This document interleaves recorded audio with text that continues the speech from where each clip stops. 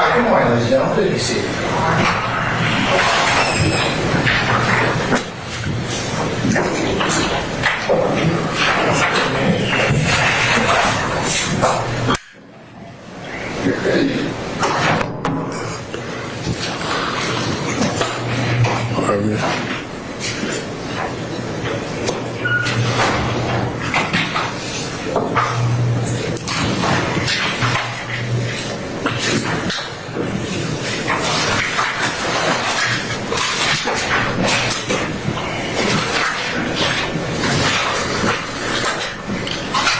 Everybody's present and accountable.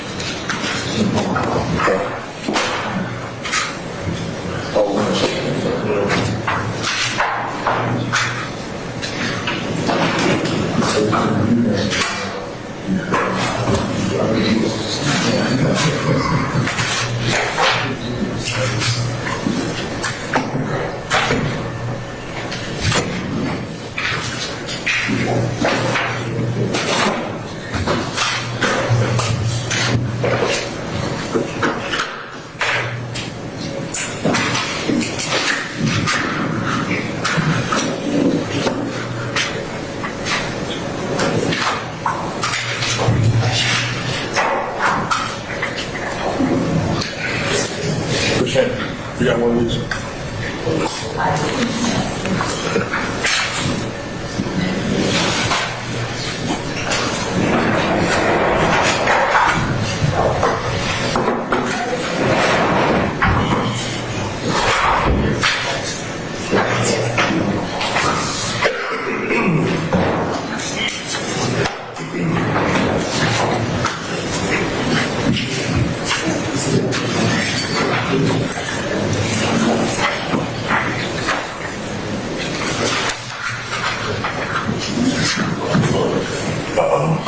New folks.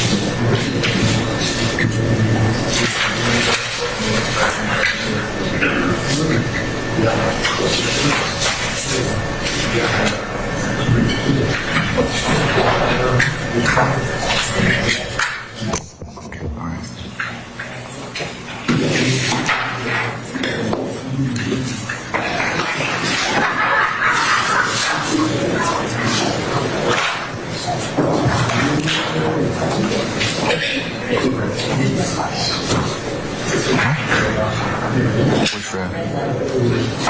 What, when, what? I'm gonna turn it off. So I think it was replaced, so. All right, good morning, council's interested parties. We're back on the record in the matter of the state of Georgia versus Khalif Adams et al. In 22 SC 183572. I'm gonna go ahead and take roll at this point in time. Mr. Stillwell, Mr. Butts, and Mr. Sharp. Good morning, gentlemen. All right, Mr. Williams, Mr. Adams, Mr. Steele, and Ms. Renard. Good morning. Mr. Kendrick and Mr. Weinstein. Good morning. All right, Mr. Matthews, Jr. and Senior. Mr. Huey. Good morning.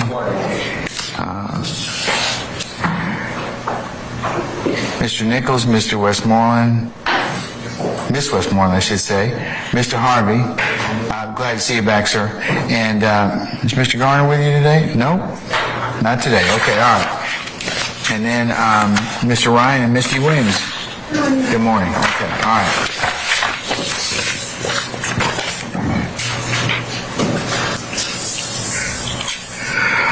Okay, Ms. Hilton and Mr. Brown and Mr. Smith, good morning. Good morning. All right. Before I get started and take up all our jurors here, Sergeant Ingram? Yes, sir. Okay. Is there anybody here from Law and Crime? Can I get you to come up here along with a representative from the state and maybe one person from the defense, please?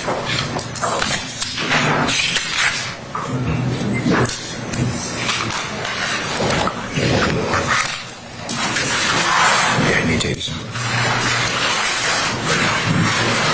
All right, it's talk radio. Can you all hear me?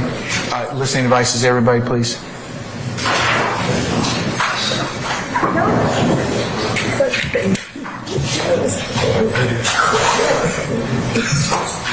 All right, can you hear me? Somebody give me a thumbs up. Okay, all right, thank you.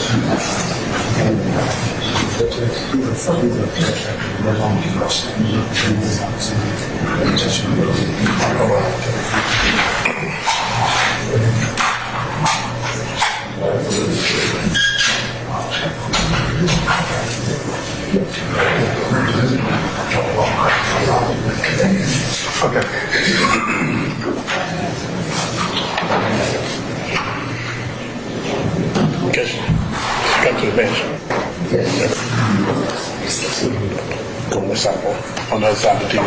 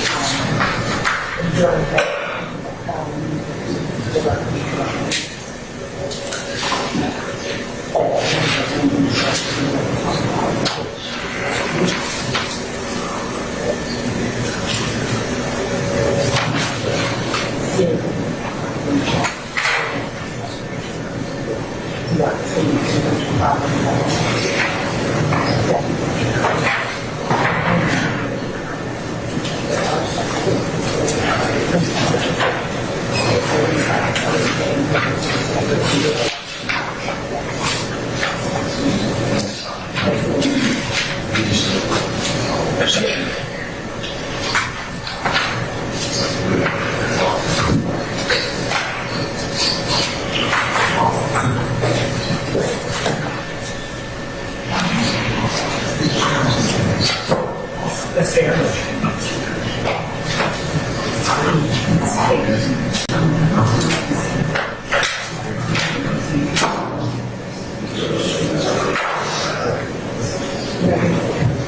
I can't hear.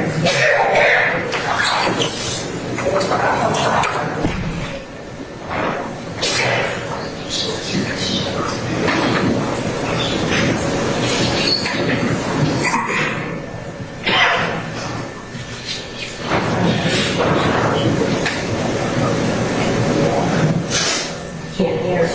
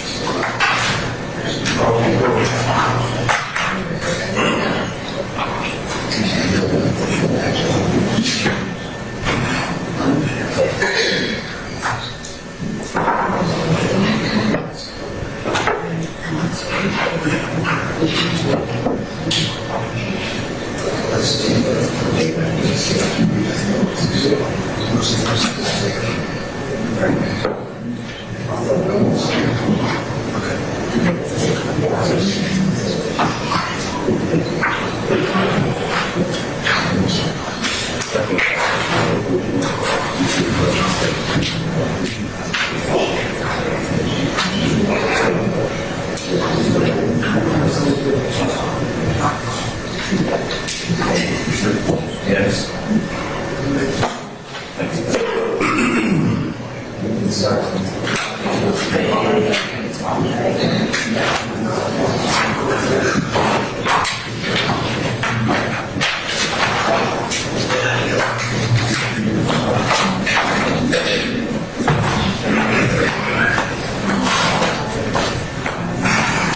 Before I call in our jurors, anything I need to take up with you before I call them?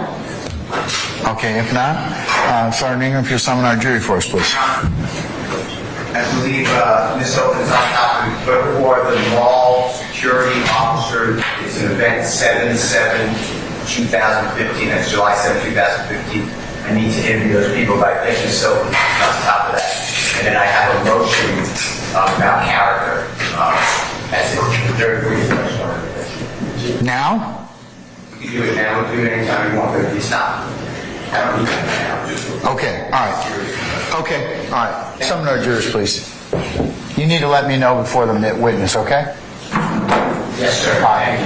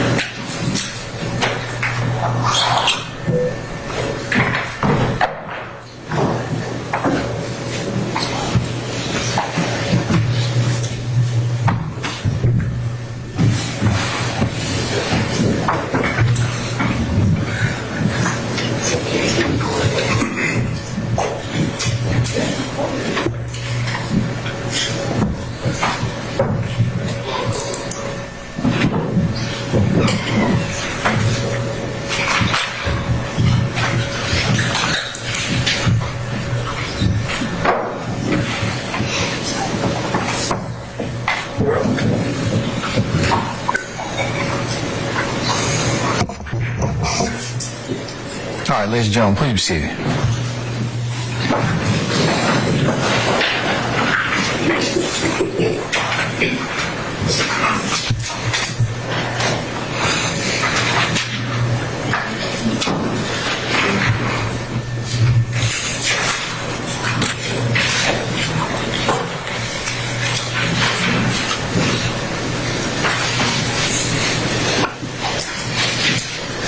All juror present, John. All right, thank you, Sergeant Ingram. All right, ladies and gentlemen, jury, good morning. Good morning. Finally, okay, all right, so, all right, ladies and gentlemen, at this point in time, we're going to continue with the presentation of the state's case. So, at this point in time, Ms. Hilton, call your next witness. Thank you, Your Honor. State call Sergeant Cornelius to the stand. I summon Sergeant Cornelius, please.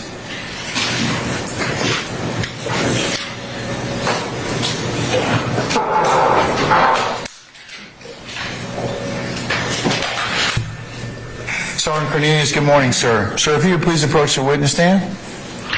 Once you get there, if you'd be so kind to turn and face Sergeant Ingram, who is sworn as a witness before you sit down. Raise your hand. You swear affirm testimony you give the truth, the whole truth, and nothing but the truth? I do. Have a seat. Thank you. State and spell your first and last name for the court.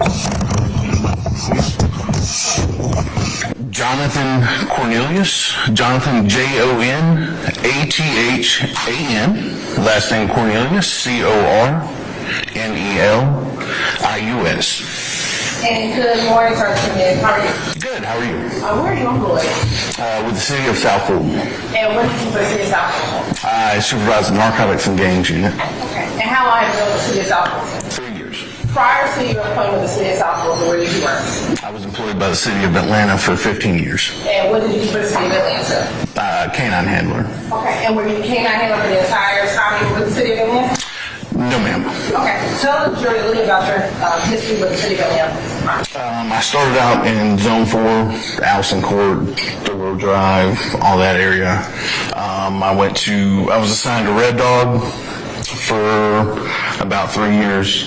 Then I was assigned to Apex for about 3 years, and then my last 5 years I was assigned to K9. Okay, and when you said you're assigned to K9, so a little bit what you do as a K9 officer.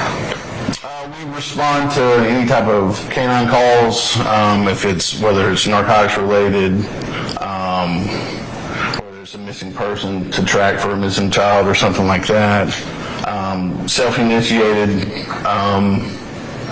calls, just out driving in the higher crime areas. We also were tasked out to assist the DEA, ATF, outside agencies with calls when they didn't have a canine available. Okay, and you're talking about K9. You have a partner who's in the K9. Yes. And who's your partner? Shakun. And Shakun dog. Yes. Okay. And He thinks he's a person, but he's a dog. Yes, CHAKON. And does Shakun have to go through any training in order to assist you and serve as a K9? Yes. The K9. What type of training does Shakun? So initially, you go through the process of picking out a canine that would best work for what we need. So it would have been tracking narcotics and article, which is like evidence recovery, anything with human odor on it they can find.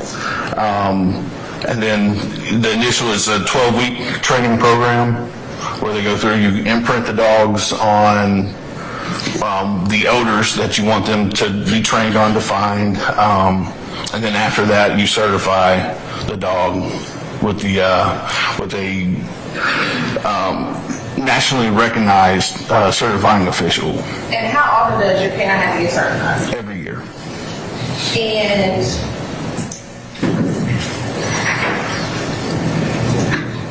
do you still work with Shakun now?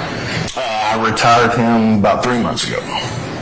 So he's probably at home watching this on TV. Okay.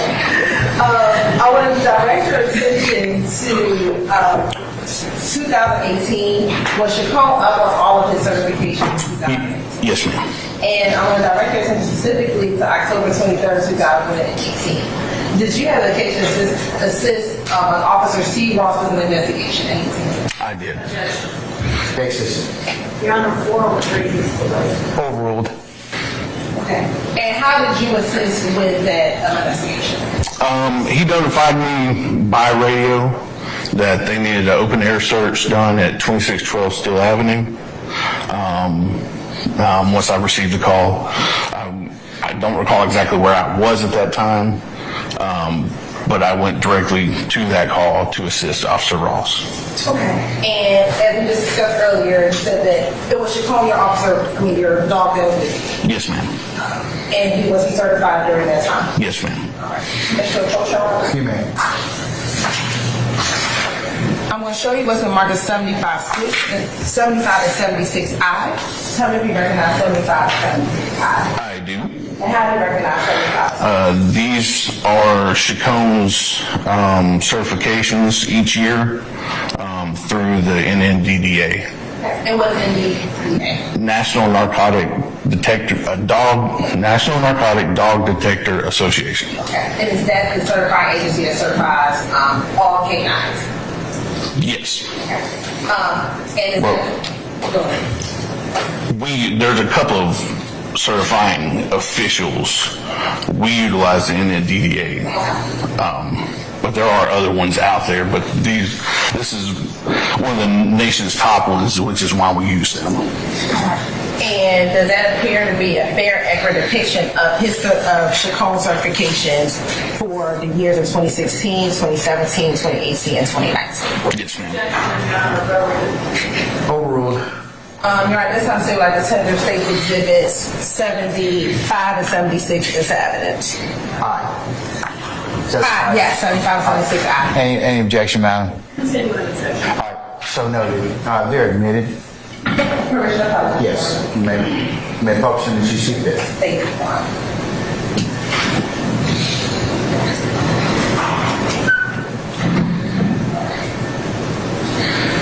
Now, first looking at 75I, and we want to specifically just go to kind of 2018, which was May 24th, 2018. Just walk the jurors through what he has to get certified in. We talk about temperament, ability, search, criminal apprehension. Just walk us through that. Okay, so the first three, you'll see that there's a line through those. Those are for apprehension dogs, which Chacon is not. If you see the fourth line, evidence recovered, he would have to find 3 items that are placed out by the certifying official. It's done blindly to me and Chacon. So they would set the items out. They would give it a rest period and then tell me a certain area to go search. He would have to find all 3 of those items within, I believe it's a 2-minute time frame. You'll see agility and obedience are marked out because that also falls under apprehension dogs. And then tracking, you'll see that that's self-explanatory. They lay a track for us. They might give it 30 minutes to an hour, and you have to successfully find the person or toy or object at the end of that track, going over multiple surfaces from grass, gravel, dirt, multiple surfaces. And then area search and all that, the rest of it, that one falls under apprehension. Yes, ma'am. And so for Chacon's purposes, he passed the test in order to go out and be able to continue. I sustain this form. In 2018, was he able to pass the test? Yes. Did he pass the test? Yes. All right. And was he then able to continue assisting you out on the street? I'll let you rephrase. I'll sustain the question. After this, did he assist you?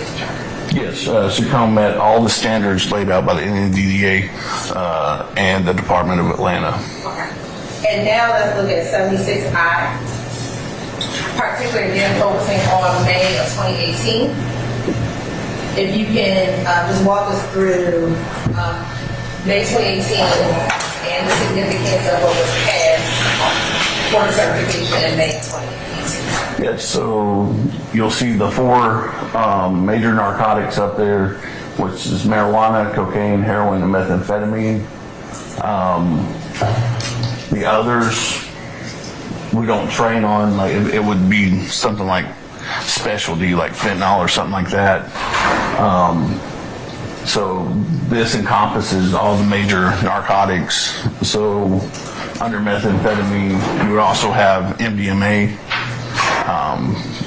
Even though they're different narcotics, they still have the same makeup. So, but Chacon passed all of those, and these are also blind hides where they'll have, it might be a building or an office building or something like that. They'll hide the trained narcotics that are given to them by the DEA. They'll hide them blindly to me and my dog. They'll give it a cook time or a settle time, and then they'll tell me which rooms to go search. And Chacon has to find all those odors in different rooms within 6 minutes, I believe. And was he able to successfully do that? Yes, ma'am. All right. So as of May of 2018, he was certified for that. Yes, ma'am. All right. Now taking you, thank you so much. Now taking you to October 23rd, 2018, tell the jury what occurred once you got on the scene in Chicago. So when I get on scene, I talk to Officer Ross. He gives me kind of a background of what's going on, so I know what I need to do. After I get kind of the rundown of what they have out there on scene, I'll do a quick walk around, make sure there's no broken glass, any objects on the ground that'll injure my dog. In this particular incident, he asked for an open air search. Open air is also named free air sniff. So you're just walking the dog around in the area to see if he picks up on any odors and then alerts to any odors or anything like that.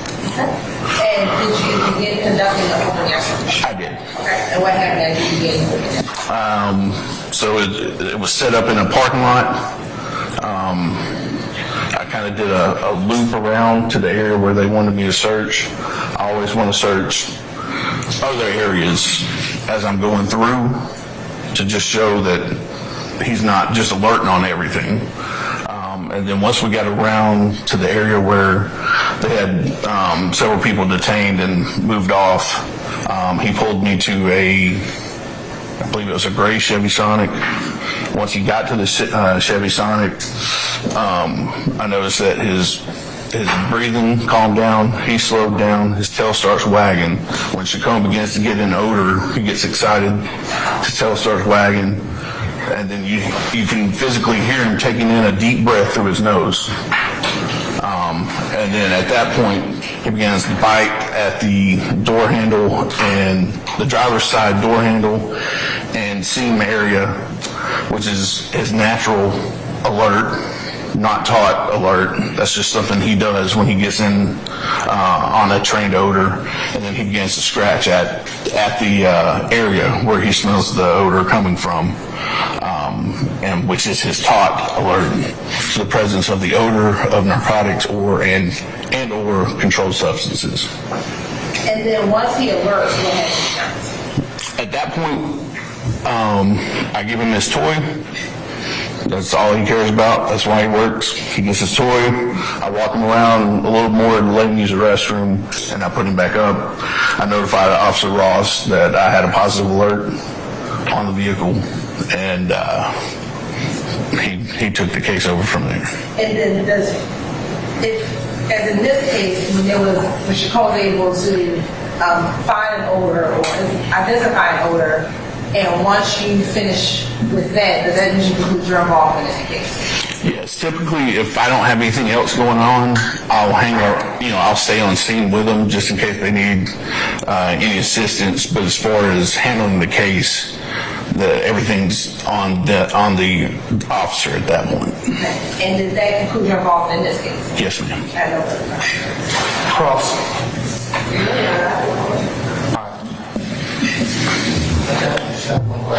I didn't ask you. Go ahead. Go ahead. Yes. Good morning. How are you?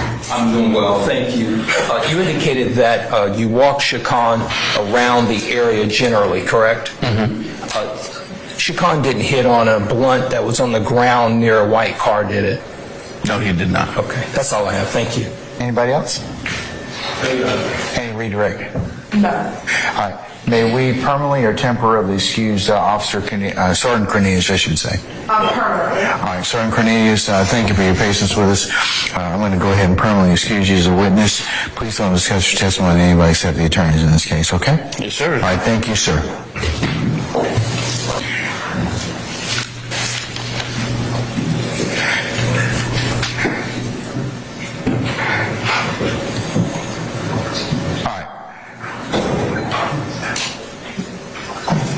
Ms. Hilton, call your next witness. Thank you, Your Honor.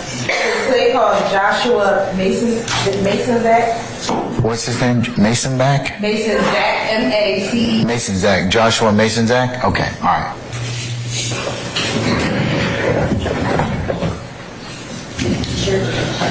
All right. Mr. Mason-Zach, good morning, sir. If you would please approach the witness stand. Once you get there, if you would turn and face Sergeant Ingram to be sworn as a witness before you sit down. Raise your right hand. You swear affirm testimony you give today the truth, the whole truth, and nothing but the truth. Yes, sir. Have a seat. State spelling the first and last name for the court. Morning. My name is Josh Mackenzack. First name Josh, last name Macenczak. And where are you employed? I'm currently employed in the Department of the Army as a forensic examiner. And how long have you known the Department of the Army? 5 years. Prior to working with the Department of the Army, where did you work? I worked with the Georgia Bureau of Investigation, And how long were you with the Georgia Bureau of Investigation? just shy of 14 years. And what did you do for the Georgia Bureau of Investigation? I was a forensic examiner that analyzed evidence for the presence or absence of controlled substances. And tell us a little bit about your training education experience. I went to Georgia Southern University where I received my bachelor's degree in chemistry. This was one of the main requirements needed to get hired by the Bureau. Once I was hired at the Bureau, I went through their training program where I was introduced to a variety of different substances that I might see, how to analyze those substances, and how to use the many different analytical techniques that were provided to complete my analysis. I was also trained in courtroom testimony for instances such as today. And when you were with the GBI, did you have any continuing training at the GBI? Yes, every year we were given a proficiency test which we had to analyze to prove that we were technically competent in order to do our job. We also were required to do continuing education through read-ins and meet-ins and just general journal reviews so that we can keep abreast of the new and exciting developments that are happening in the drug world. And have you ever had the occasion to testify in court as an expert in forensic chemistry? Yes, I have. And if you know, about how many times? Definitely over 100, but I don't know the exact number. And have you ever been testified or qualified as an expert in forensic chemistry? Yes, I have. You're at this time, the state would like to tender Mr. Joshua Dixon as an expert in forensic chemistry. Anybody wish to withdraw Mr. Mackensack? Okay, all right, hearing none, the court will designate Mr. Mackensack as an expert in the area of forensic chemistry. Thank you so much.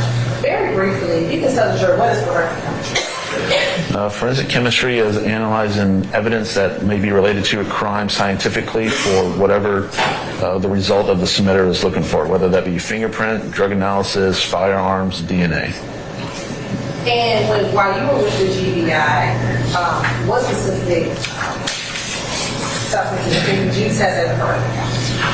During my year at GBI, I would test substances that were positive for cocaine, methamphetamine, heroin, MDMA, spice, bath salts, any kind of pharmaceutical tablet that might be issued by a doctor. I want to direct your attention to 2017. Were you employed with the GBI? Yes, I was. Okay. I will take you to DOFS case number 2017-1020399. Were you given items to test regarding that case number? If I had a report to see, I can. We're looking at how you report, how refresh your memory. Yes, ma'am. Refresh yourself for the I'm going to show you what's marked as State Exhibit 87I. Tell me if you recognize Exhibit 87I. I do recognize this. And how do you recognize Exhibit 87I? This is a very standard template. Sorry, my apologies. This is the very standard template that we would, for our reports would look like. One of the main ways I can recognize it is on the second page. It has my signature along with my information, email, phone number, and my name typed out. And does that appear to be a fair, accurate depiction of your report involving DOFS case number 2017-1020399? Yes, it does. And we're looking at a copy help you today in your testimony. One more time? We're looking at a copy of your report help you today in your testimony. Yes. Around this time, it's things like the tender State's Exhibit 87I into evidence for the purposes of this hearing. No one got to go back to this. Any objection to State's 87I? All right, State's 87I is admitted. Now, taking you to the DOFS case number, were you given items to test in that case? Yes, I was. And who were the items given? What agency submitted those items? According to this report, the Atlanta Police Department. And I'm going to show you what's already been admitted.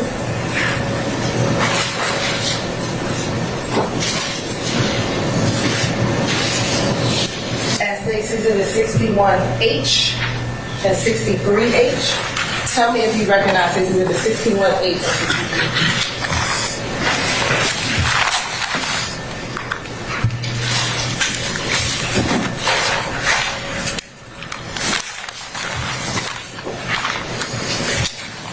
They do seem somewhat familiar. Okay. And why is it you see someone? Well, as I don't have my notes for me from the GBI and the photos that were taken, it's hard for me to do a comparison to what I see here versus what I saw at the time I opened this. However, there are some things in here that are familiar. This is a very standard evidence bag that we received from the Atlanta Police Department. It does have the case number. When I flip it over, I see the items inside that match the description that I put on my report. And at the bottom of this one particular bag, I can see my initials I made when I sealed up the evidence after I made entry into the bag. And would that have been your typical protocol to seal up the evidence and sign it when you finish testing the items? Yes, it is. And have you seen that bag with your signature earlier today? No, I haven't. Did my investigator show? Oh, yes, I Earlier apologize. Sorry, today? I misspoke. Yes, I did see this 1B exhibit 63H earlier today. Okay. And looking at both of these, does it have the DOFS case number as assigned on to the report? Yes, they do. Okay. And does it appear to be the same DOFS case number on your report as it is on those items? Yes, the case numbers do match each other. Okay. Now, when you were asked to test those items, what items did you receive? I received a bag of tablets. There were two different logo imprints on. I think it's to say this in report, but he agreed with the report testify. So is your objection to foundation? Yes. All right, I'll sustain this to that. The report is in evidence right now, so he's good to read something. I'm sorry, I couldn't hear. The report is. Report's in evidence, so you can read from it, so I'll overrule the objection. What did you receive? I received a bag with tablets. There were two different types of tablets based on their color and the pharmaceutical imprint that were on them. There was another sealed package that contained three different bags. All three of those bags contained solid material. And then there was one bag that contained a single blue tablet. And when you received those items, did you test everything? No, I did not. Tell the jury, why didn't you test all the items that you received? There was a protocol of the GBI at the time because of the sheer amount of cases that we would get in. We could not test every single exhibit. The more exhibits we tested, the longer it would take to get through a case, and therefore our backlog would increase. So the procedure at the time was to look for certain things that would go through quicker. One of those being, is there a certain weight that we can target it more than the others? There's also the potential of, does this particular item possibly fall on a higher schedule than another one? These are all procedures laid out at the GBI at the time, and this is what I use based on my experience also to determine which item would be more preferred over the others. And looking in this case specifically, which item did you end up testing? I tested 1B.01, a bag of solid material. And what was your reason for testing that particular bag? At the time when I weighed this particular bag, it had a net weight greater than 28 grams. It is my understanding as a civilian. Your Honor, he's an expert. I'll overrule the objection. Your Honor, Can I just make this a continuing objection, madam? All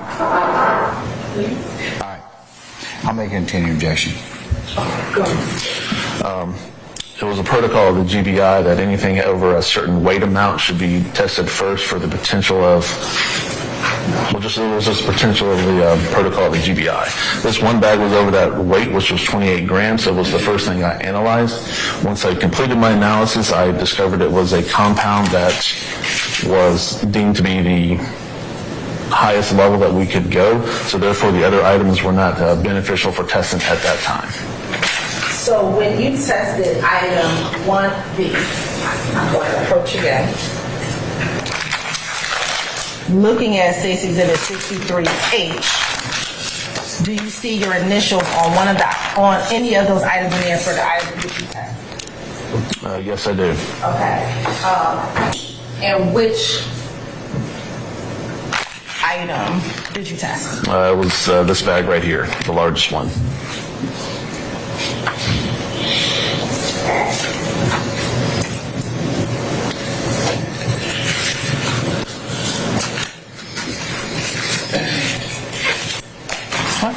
Yes, ma'am.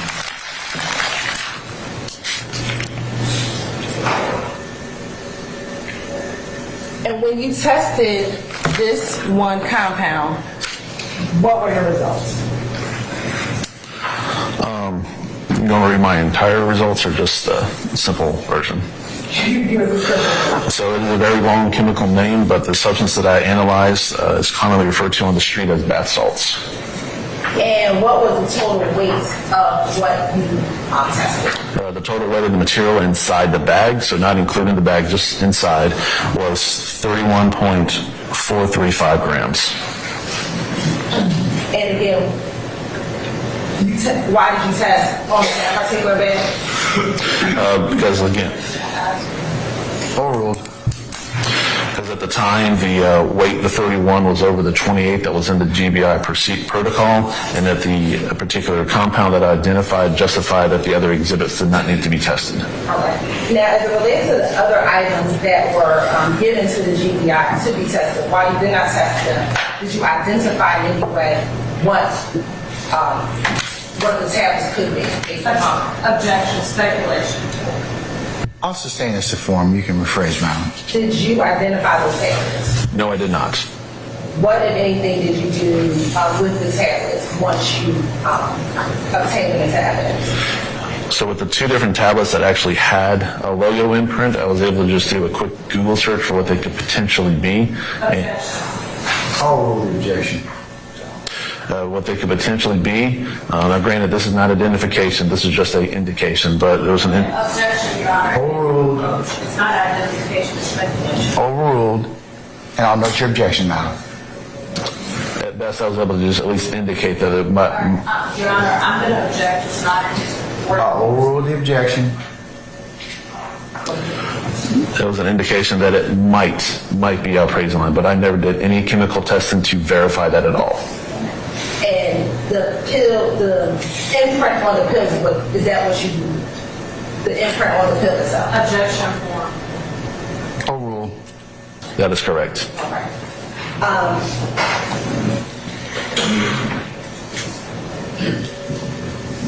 After doing your testing on item 1B, did you produce this report? Yes, I did. And again,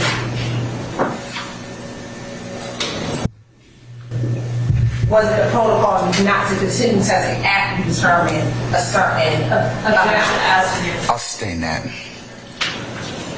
I have no further questions. Cross. Go ahead. Whenever you're ready.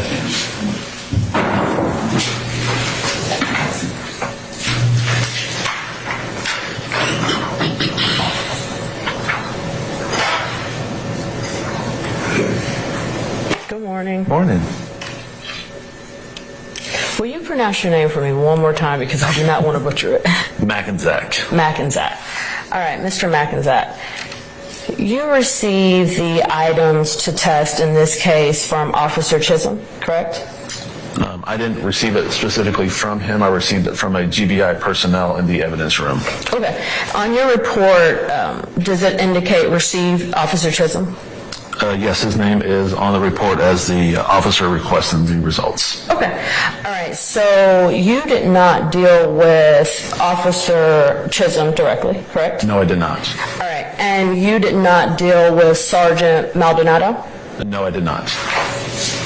You do not, it would be fair for me to say that you do not know how the items you received to be tested was given from one officer to the next. That is correct. I have no witness of how the evidence was handled before it entered the GBI. Okay. All right. So if Officer Maldonado gave it to Officer Chisholm to give to the GBI, you don't have any knowledge of that? I'm not even sure if that's how the order went either. Okay. Thank you. All right. And you can't tell myself and the jury what manner the items were seized, like whether it was in a container or anything like that. You just know how it was delivered to you, correct? That is correct. I have no knowledge of how these items were seized. Okay. So when the items if items were seized in a pill bottle, that's not how you received it. That is correct. There was no pill bottle here. Okay, so you didn't receive a pill bottle at all? No, ma'am. Okay. Well, let me ask you this. Let's talk about what you did receive then. Okay. All right. You received one bag with a few tablets, correct? That is correct. All right. And you received another bag with one tablet. That is correct. Okay, so we're at 2 bags? Yes, ma'am. All right. And then you received 3 bags with a solid substance. That is correct. Okay. So total, it was 5 bags. Yes, ma'am. And you're sure? Yes, ma'am. All right, so let's go over each bag one at a time, okay? Okay. All right. First, the bag with a few tablets. That's the way, you received it in a seal bag, correct? That is correct. Okay. All right, and you did not test that bag? That is correct. I did perform no chemical analysis whatsoever. Okay. All right, and then let's go to bag 2. Okay. Okay. All right, so bag 2, 1 tablet, correct? Yes. Okay, and you didn't test that? That is correct. All right. All right, so we're down to the last 3 bags, right? Yes, ma'am. Okay. And I just want to make sure because I want to get it right. In those 3 bags, there was solid substance in each bag, correct? Okay. So, when the arresting officer in this case stated that he sees 2 bags with substance, you received an extra bag. All I can say is that when I opened the sealed package, I received 3 different bags. Okay. I'm not aware of what the officer seized at the time. Okay. So as the officer stated that he seized only 2 bags with substance in them, you received 3 bags. That is correct. Okay. Okay. And out of the 3 bags that you received, you only tested 1. That is correct. Okay. So you have 3 bags, 1, I'm saying extra, and you only tested 1. That is correct. Okay. Now, let me ask you this. You explained the GBI protocol to us in testing, correct? Yes, ma'am. All right. So if the prosecuting attorney called you and asked you to test those pills, you most certainly would have done so, correct? Absolutely. And you did not receive a call to test those pills, correct? I did not know. Okay. Now, the 1 bag that you did test, that bag turned out to be bath salts, That is correct. not MDMA. Not MDMA. Okay. All right, and that was the extent of your involvement in this case, was testing the 1 bag. Yes, ma'am. All right, let me ask you. You have no idea who that 1 bag of bath salts belonged to. No idea whatsoever. I have no further questions. Thank you. Well, Any further examination? All right, any further redirect, madam? Yes, Your Honor. All right, go right ahead. In your experience as a forensic chemist, does MDMA come in a, can MDMA come in a powder form? it can. Objection, irrelevant. There's no MDMA in this case. Overruled. Can it come in a powder form as well? Yes, it can. And are there times where ice may come in label one thing, but once you test it, you identify it as something else? What do you mean by labeled? On this, what was marked on here? What's marked on here? It says 2 clear sandwich bags of MDMA. Okay. In your experience in working with GPI, are there times where ice could be mislabeled or it's not MDMA when the test that you find is another substance or something else? Overruled. Yes, that can happen. Okay. And in this case, let me ask you, bath salts, what schedule were bath salts? To my best understanding of the law, it's a Schedule 1 substance. Is that what you put on your report? Yes, it is. I'll strike the issue of his understanding of the law. If you can ask him a question in regards to that, but I'll instruct the jury on what the law is. What did you know the bath salts to be in this case? What schedule did you schedule? Per GBI protocol, I was required to list Schedule 1 on the report. And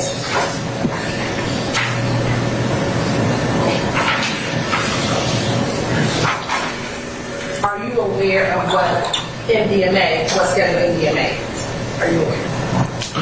Again, just to my best interpretation of the Georgia Code, it's a Schedule 1.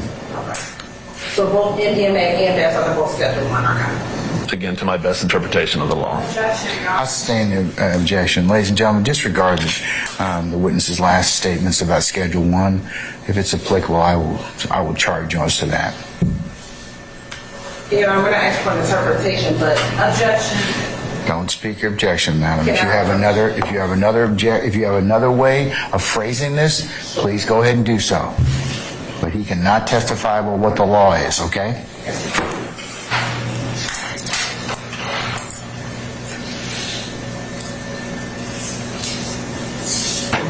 But again, based on your report, that's what you noted, that the item that you suspect, the bath salts. Objection, ask and answer. I sustain the objection. I have no further questions. Anything further? Your Honor, yes,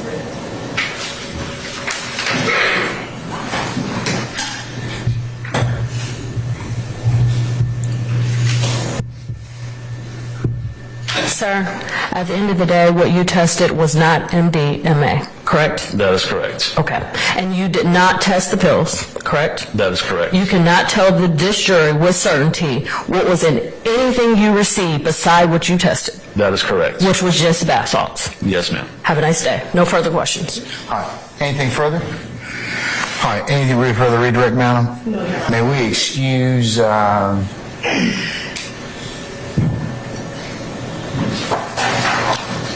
Mr. McInzack permanently or temporarily as a witness? he's permanent. All right.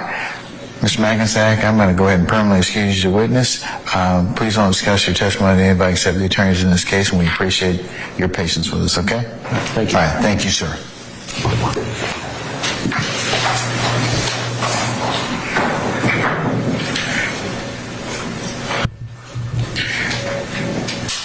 Ms. Hilton, what's the length of your next witness, just give or take, guesstimation? Probably about 20 minutes. Ladies and gentlemen, we want to go another 20 minutes, and then after this witness, we'll go to lunch? Or do you want to have lunch right now? Continue? Okay, all right. Call your next witness, madam. Thank you, Ma'am. We're going to call Officer Stansel to the stand. All right, summon Officer Stansel, please.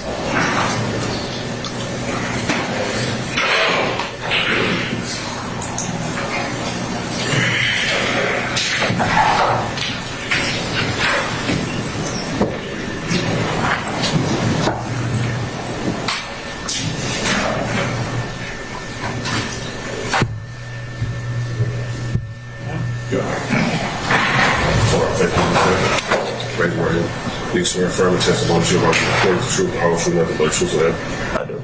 you may be seated. Please state your first and last name and spell them both, please. Sherrod Stansel, S-H-E-R-R-O-D, Stansel, S-T-A-N-C-I-L. And where are you employed? The City of Atlanta Police Department, And how long have you been in the City of Atlanta Police Department? 7.5 years. And what is your current assignment? Currently assigned for the homicide unit, And how long have you been with the homicide unit? 5 months. Prior to your assignment with the homicide unit, where were you assigned? I had a short stint with our robbery unit, and then I was with our general investigations unit, and prior to that, I was on Apex. When were you with Apex? From September of 2019 to December of 2022. And are you post-certified? I am. And were you post-certified in January 2020? I was. In January 2020, was that during the period you were assigned to Apex, with Apex? Yes, ma'am. And as an Apex officer, did you have a particular area in which you were assigned? No, ma'am. I want to take sorry, name. No, ma'am. I want to take you specifically to January 21st, 2020.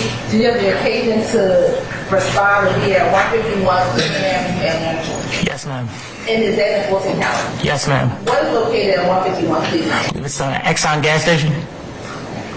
And why were you at that location? Myself and my partner were at the location doing targeted enforcement. We had observed a group of males quickly flee into a gas station upon seeing our patrol car. What happened once you saw the males quickly flee into the location? Upon seeing the males quickly flee into the location, we stopped and made entry into the gas station. Okay. What happened once you went inside? We went to the back of the store by the gaming area where there's gaming machines. This is the back of the store where there's an enclosed space with the door where they keep little the electronic gaming machines at the back. And it was in that room we discovered 3 males that had run inside. Okay. And what happened once you went inside the gate? Took in general conversation, talked to them, and then 2 of the males came outside with us. Okay. And what happened once the 2 males came outside? Upon the 2 males coming outside, had a general conversation with one of them, asked them, hey, what was going on? You know, if you have anything, let me know. We can go ahead and deal with that. But once again, it was only 2 of the males. Okay. And did any of them say they had? Yes. I believe Mr. Ford self-reported having a small amount of marijuana. Okay. You said Mr. Ford. Do you remember what his first name was? I do not. Okay. We're looking at a copy of your police report on refreshment. Yes.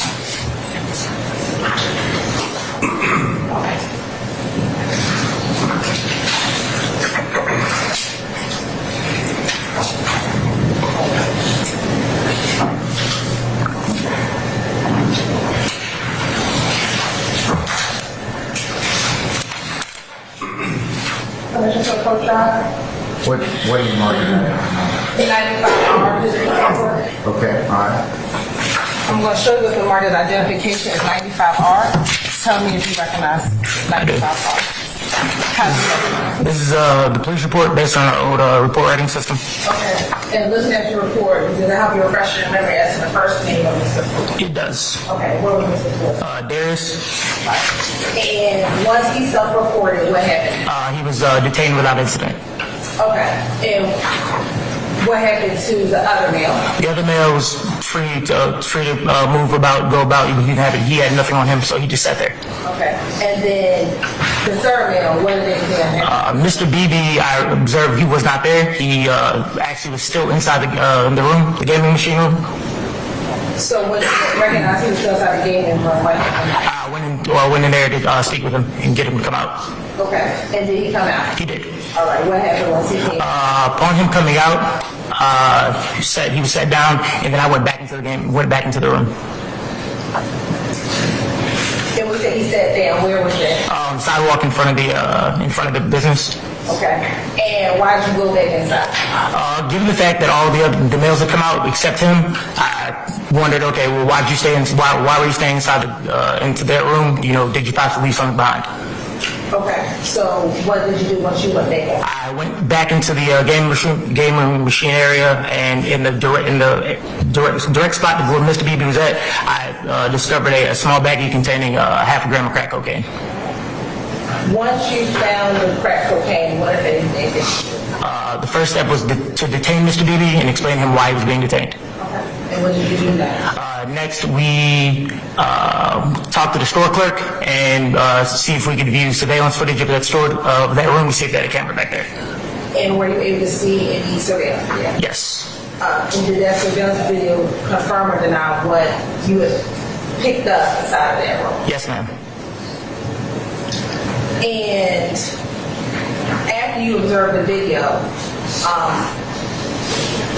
what did you do?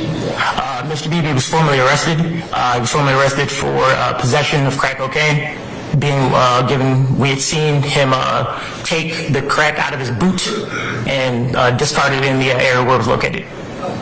And as it to Mr. Ford, was he arrested? He was issued a copy of the charges for possession of less than an ounce of marijuana. And did you collect the crack cocaine from Mr. BB? Not directly from Mr. BB, but I did collect the crack cocaine that was recovered, yes. turn it into evidence? Yes. Permission to approach the data? Yes, ma'am. I'm going to show you what's been marked as State's Exhibit 79, 80, 81, and 82J. Please tell me if you recognize those.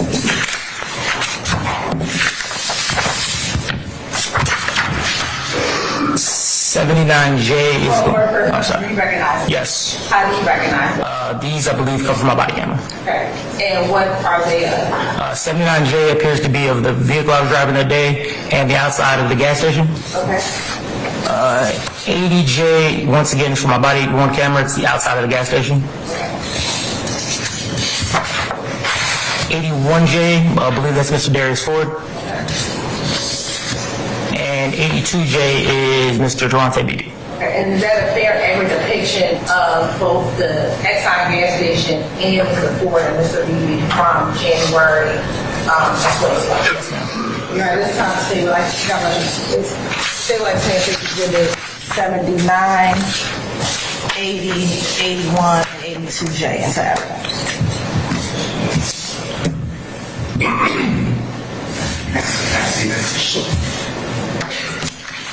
Officer Stansel, have those pictures been changed or altered in any way since the time that you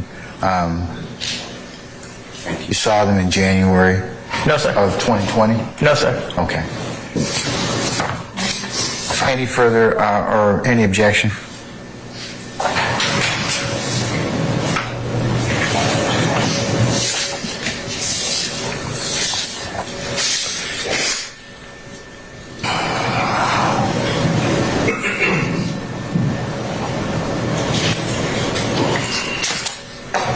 Question still remains. Any objection? No, Your Honor. All right, hearing none. States 79, 80, 81, and 82J are admitted and may be published as you see fit. Thank you, Your Honor. First, we'll start with Exhibit 79.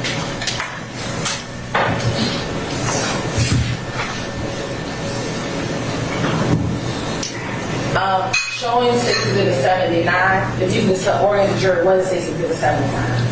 Just a question directed to me. Yes. So the vehicle marked 31242 was the marked police vehicle I was operating that day, and the male standing next to it was my partner for the day, Officer Pagan. That's also the outside of the gas station. Okay. And is there, Pagan? and is that 151 Cleveland Avenue? Yes, ma'am. Looking at State's Exhibit 86. Once again, that's going to be 151 Cleveland Avenue. All right. And now look at 81 J. Who's looking at 81? That is Mr. Darius Ford coming out of the game room. Okay. And so that's the game room that you just described earlier in your testimony. Yes, ma'am. All right. And then looking at 82 J. That is Mr. Durante Beebe. All right. Now I'm also showing you what's been marked as State's Exhibit 78J. Tell me if you recognize the Exhibit 78J. Yes, ma'am. And how do you recognize the Exhibit 78J? I believe this is the crack cocaine which was recovered. And looking at 78J, is this the evidence bag that you would have used in order to collect that crack cocaine? Yes, ma'am. The evidence bag and the evidence marking tags we use. Okay. And on here, does it have any other identifying information as to where it was collected, when it was collected? Yes, ma'am. So marked on the suspect line, it has the name of Durante Beebe, which is the male that was had it. Your this time seems like it's in your State's Exhibit 78J is out. Which one, I'm sorry?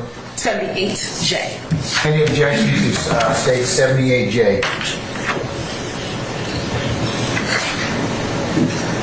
No, Your Honor. All right, states 78J is admitted and may be published as you see fit.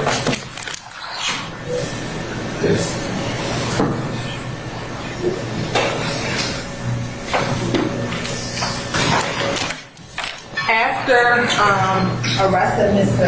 Beebe and giving Mr. Ford a copy of the charge, did that complete your involvement? Yes, ma'am. All right. Thank you. Cross. Anyone? Yes.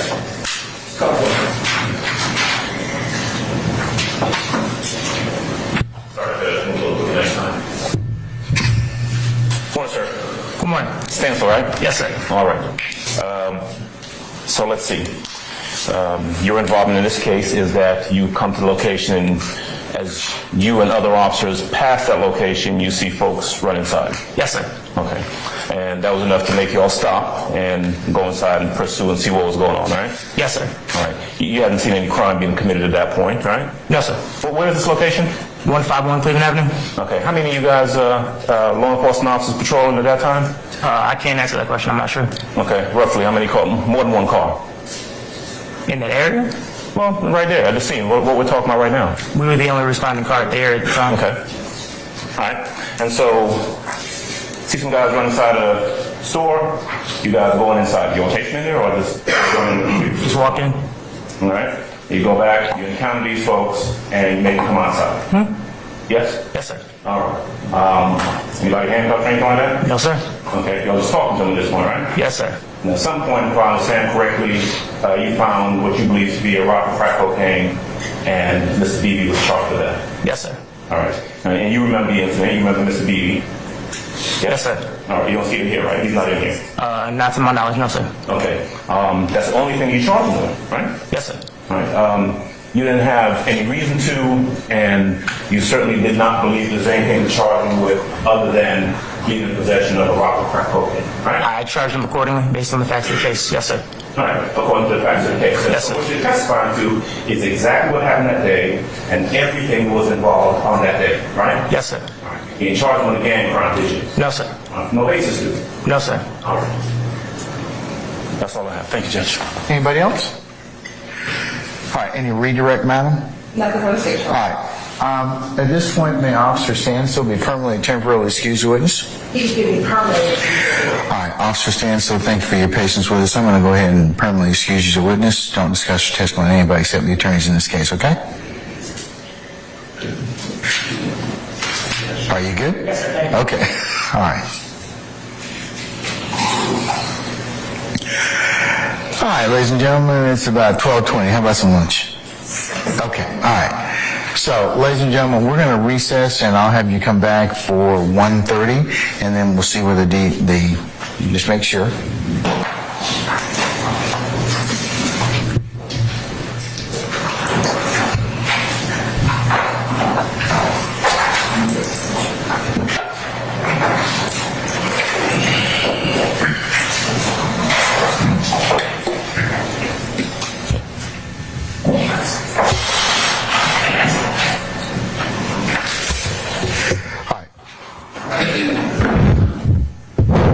All right, ladies and gentlemen, at this point in time, what I'm going to do is excuse you for lunch.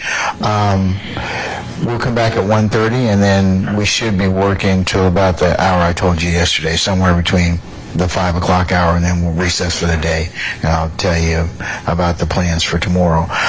Remember the admonitions I've given you. If you should go out of your headquarters for lunch, please leave your notepads in the basket, and remember not to discuss this case in any way amongst yourselves while you're back there or in small groups or any other places. And if anybody should, in fact, try and talk to you, please let me know, okay?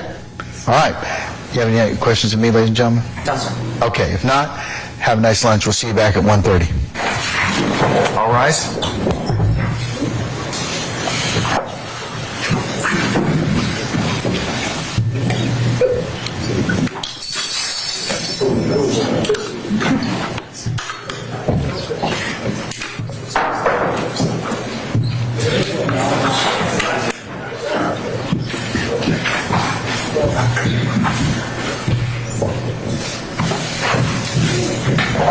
All right, ladies and gentlemen, please be seated. Our jury has left us. All right, we'll see you all back at 1:30 for continuing with the case, okay?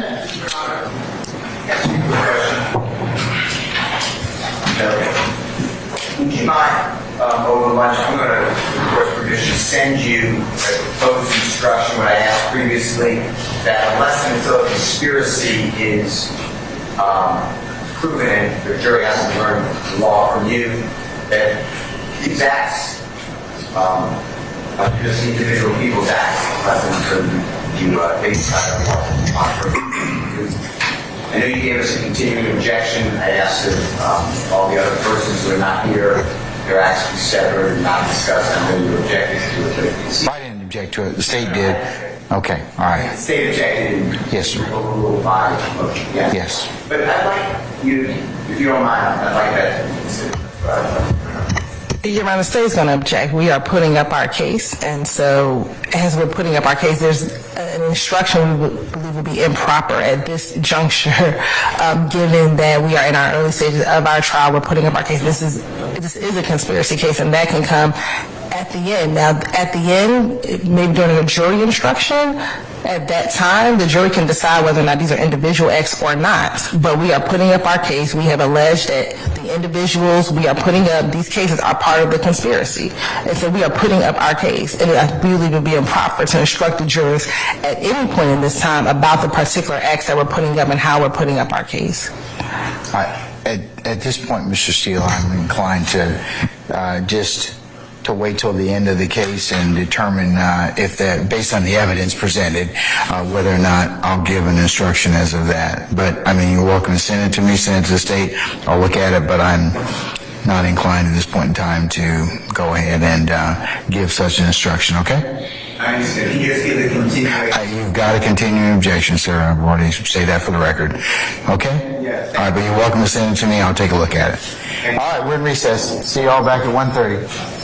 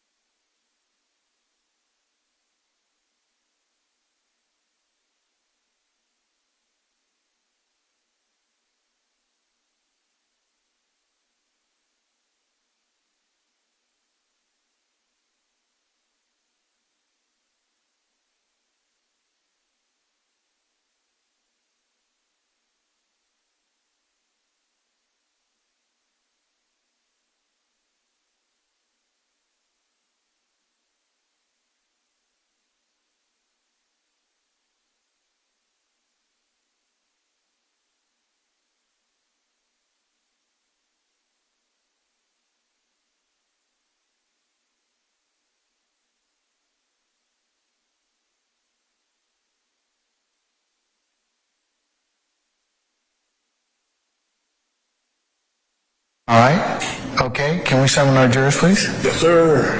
All rise on the jury.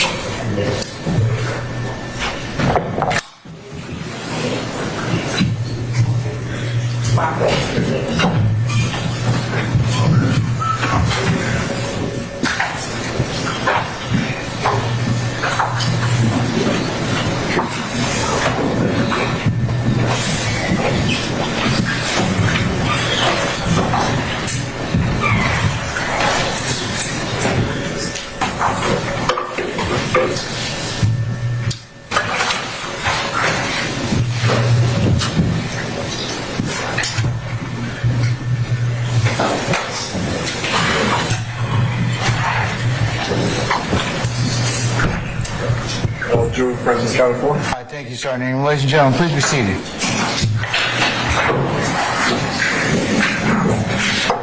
All right, Ms. Hilton, call your next witness, please. At this time, the state calls, I wasn't talking to you, Mr. Brown, but since now you're up, all right, okay, all right. Mr. Brown, call your next witness, okay? All right.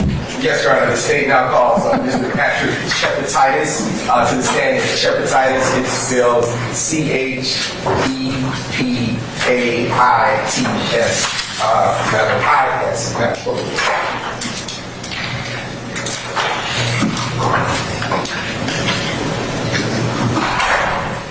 Mr. Shepatitis, good afternoon, sir. Sir, if you would please turn and face Sergeant Brown to be sworn as a witness, please. Raise your right hand. Do you swear or affirm that the testimony you're about to give to be the truth, whole truth, and nothing but the truth? I do. Have a seat. Get just to the microphone. State your first and last name. What's the spelling both for the court? Patrick Shepaitis, Patrickchepaitis. Good afternoon, Mr. Shepatitis. Good afternoon. Are you employed? I am.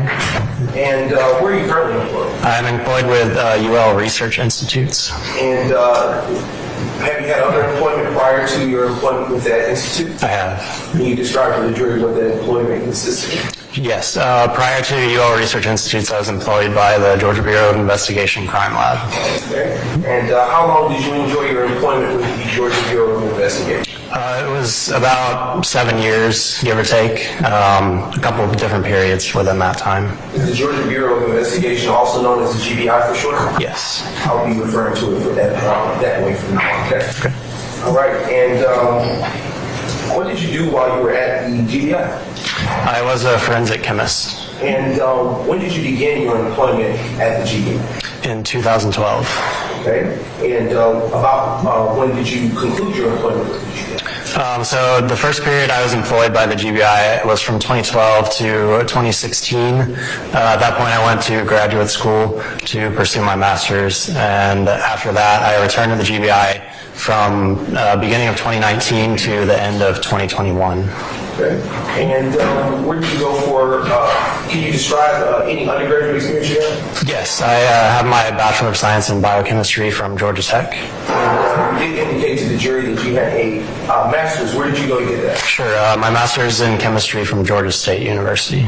When did you complete your undergraduate degree? My undergraduate was completed in 2012. And when did you complete your master's? In 2018. Okay. And while you were working at the GBI as a forensic chemist, were you required to go through any specialized training? Yes, I was. I completed their approximately 9-month-long training program. Okay. And at the time, during the time that you were working at the GBI, were you in any way required to hold any certifications to do the work that you did? We were not required to hold certification. However, I was certified as a fellow in drug analysis by the American Board of Criminalistics during my first period of employment there. Okay. And are there any other professional associations that you are a part of?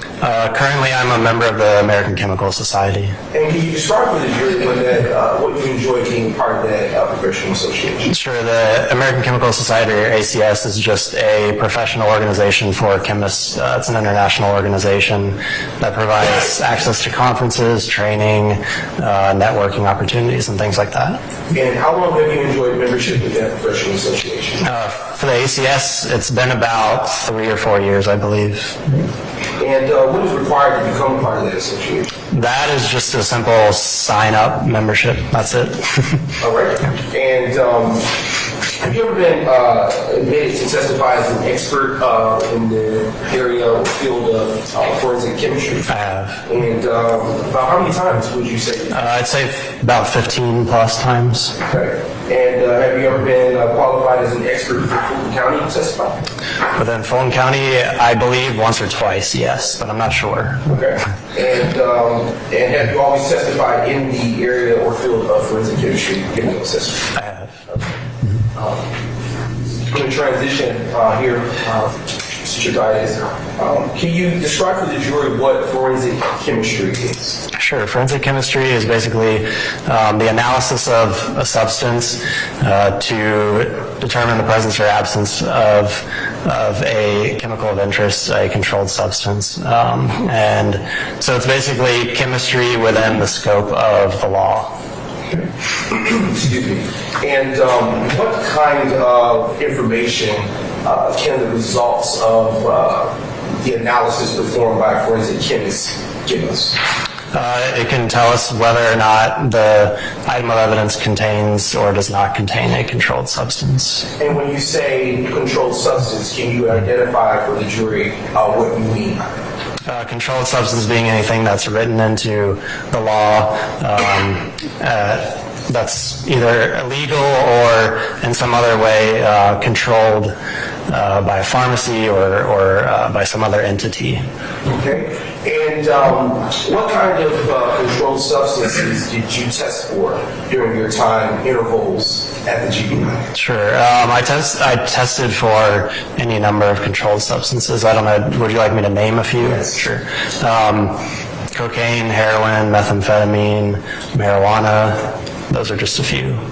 Did you have any other duties at the GBI other than testing for controlled substances? No, I did not. And have you, to be sure, have you personally had the opportunity to conduct testing analysis on controlled substances? Yes, I have. And would you be able to give the jury today a rough number about how many times you've performed such analysis? I'd say well over 5,000 cases I've worked. Okay. And what type of instruments did you utilize while at the GBI to conduct such analysis? So we used a number of different scientific instruments and techniques to conduct the analyses. Would you like me to give a few examples? Sure. So we usually use a balance if we have to weigh a substance. So that's a pretty simple test. After that, we kind of split our tests up into what are called preliminary and confirmatory tests. The preliminary tests include things like thin layer chromatography or TLC.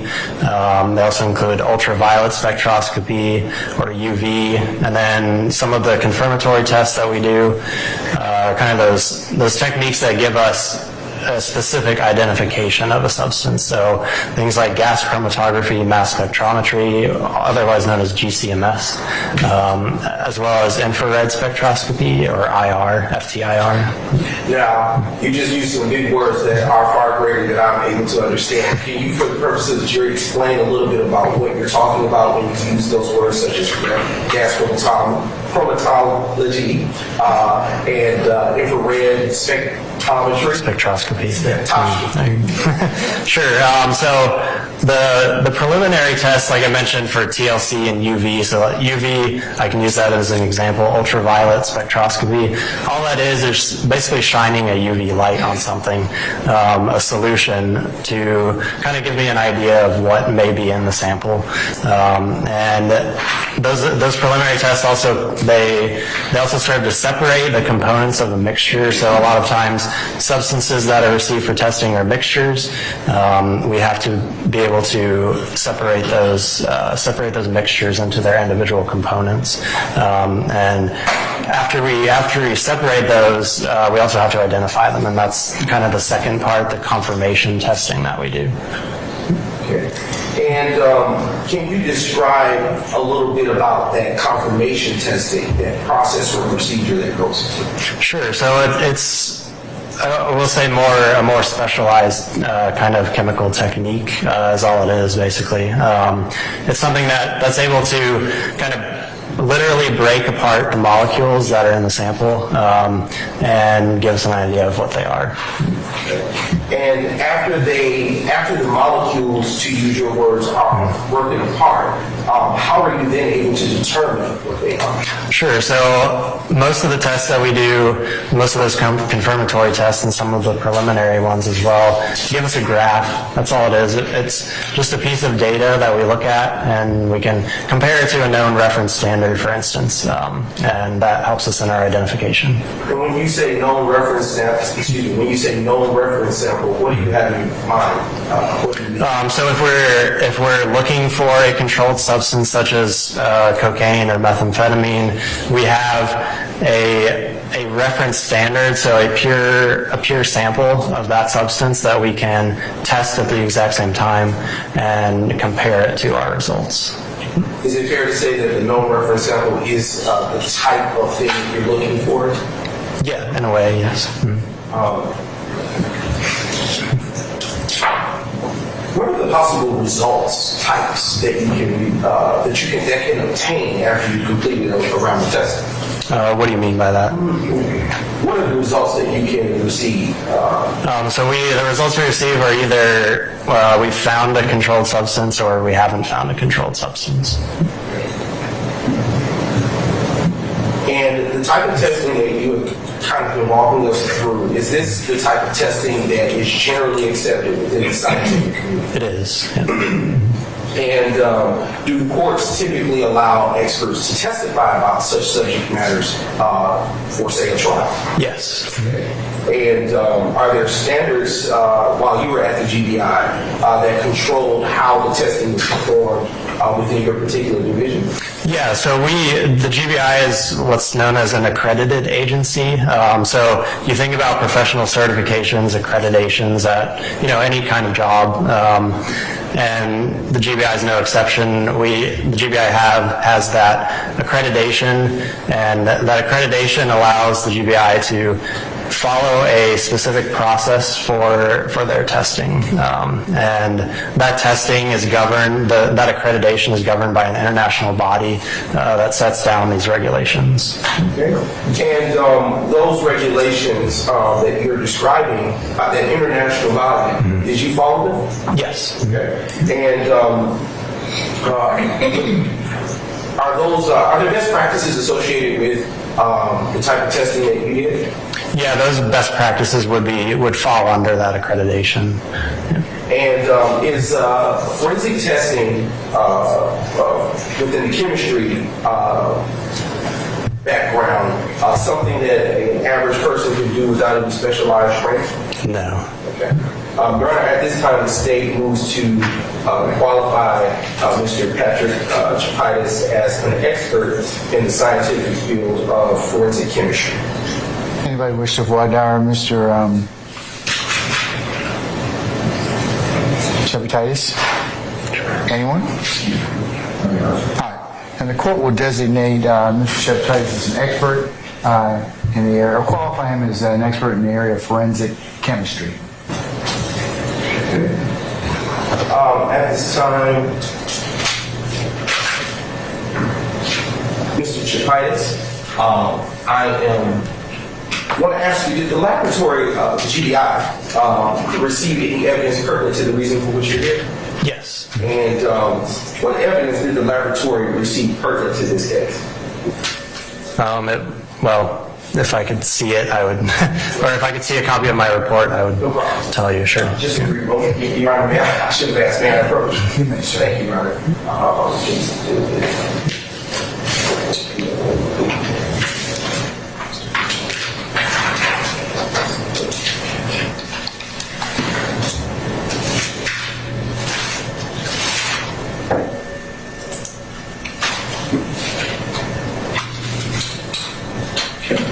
Now approaching you with what has been admitted into evidence and pre-marked as State's Exhibit 78J. Mr. Shapiro, what have I had to do? So what I received to test in this case would be one bag of solid material. Okay. And from what you are looking at, can you identify when the laboratory received the evidence? When the laboratory received it, no, I can tell you exactly when I received it. When did you receive it? It would be February 17th, 2020. Okay. And after you received that particular piece of evidence that's already been admitted, can you tell the jury what you did with it? Yes. So first I verified all of the information on the package, and the way we usually do that is by, when it's received to the laboratory, the evidence receiving technicians would take pictures of it and give it a unique GBI case number here, as you can see on this barcoded label on both sides. I would first compare the pictures, make sure that the barcoded sticker has the case number that matches what I'm seeing in front of me. And then I would open it up and then begin my analysis, and that would typically begin, and in this case it began with weighing the substance. And the material that I handed you, to be sure, is in fact what you tested when you were at the GBI. It is the sample I received and took a sample of to test, yes. What color is the material that you have in front of you? It looks to be white to me. And can you describe the texture or feel of that particular evidence? It just looks like it's a block of substance. Solid material? It is, yeah, solid material. And can you describe for the jury where you received that evidence from? Where I received it from was the Atlanta Police Department. Was there a case number associated with it from the Atlanta Police Department? The Atlanta Police case, according to the label, is 2002-11823. And for this particular piece of evidence that you performed an analysis of, can you describe what that analysis consisted of? Yes, so like I mentioned a little bit ago, was that first I weighed the substance, and all that is I took a net weight, which means I took the entire sample out of the packaging and weighed it on a balance. And once I had that information, I could continue on with my testing. The first test I did was one of those preliminary tests. In this case, it was thin layer chromatography, or TLC, and all that is a separation technique where I take a little, I take a little bit of the substance, dissolve it in a liquid, and I have a glass plate with a film on it, and I basically spot a drop of the sample solution on that, and that's able to separate out all those components in the mixture that I talked about earlier. And at the exact same time, I spotted a solution of reference standard as well. And then at that point, I was ready, after forming some preliminary conclusions about what may be in the sample, I moved on to one of those confirmatory tests, in this case GCMS, or gas chromatography mass spectrometry. And all that is, the first part, GC, is the part that separates, again, the components in the mixture. And once those components were separated, it moved on to the MS, or the mass spec portion of that test. And the mass spec is what gives me that graph that I can compare to my reference standard and say, hey, this is what I have in the substance. At the end of all of that analysis that you performed there, did you reach a conclusion? I did. And what was the conclusion? My analysis confirmed the presence of cocaine in the sample tested. And was your analysis subject to peer review? It was. And is that commonplace at the GBI? Yes. Every case that gets called into court is peer reviewed. And with respect to testing, is there a known error rate or anything associated? In this case, since the substance was not, we didn't get a quantitative result on it. All I did was get a weight. The only thing that would be subject to that would be the weight of the substance. And what was the weight if you could? The weight was less than 1 gram.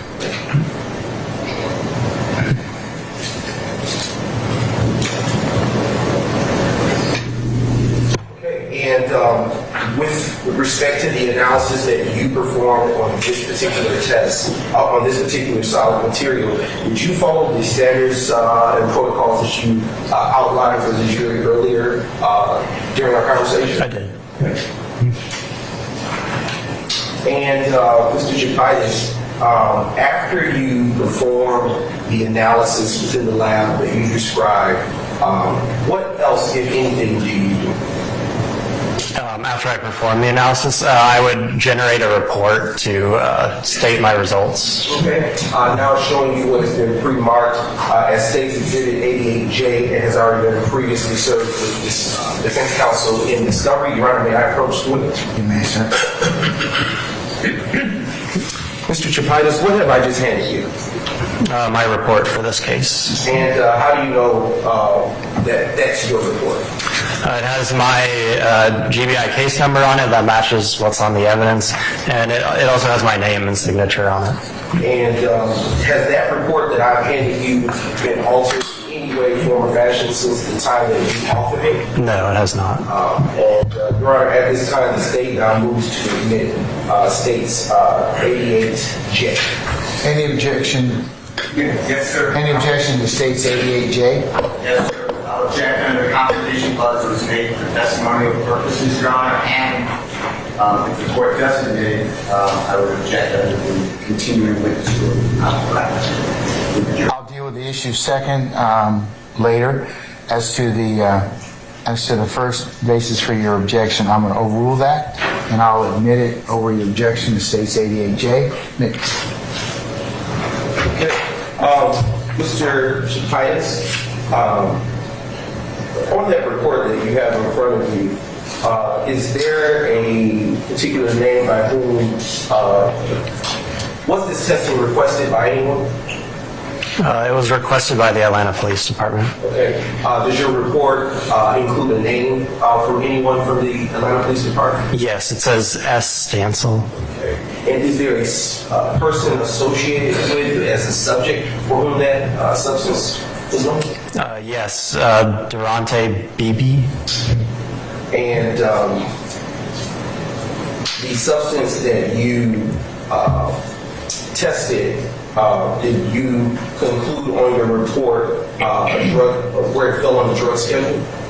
Yes, it fell under Schedule 2. And at this time, Your Honor, the State now passes this witness to the defense for any further cross. All right. Cross? Anyone? None on behalf of the court. Anybody else? Okay. State have anything further? Not for this witness. All right. May we permanently or temporarily excuse? You may permanently, Your Honor. Excuse Mr. Japaitis. Mr. Japaitis. Sir, I'm going to go ahead and permanently excuse you as a witness. Thank you for your patience with us. Don't discuss your testimony with anybody except the attorneys in this case, okay? All right. All right, thank you, sir. Thanks, Lynn.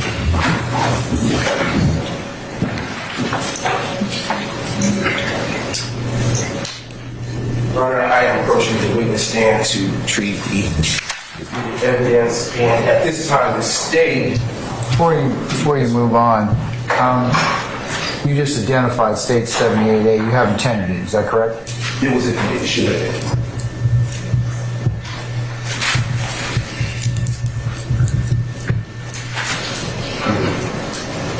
Who was it admitted by?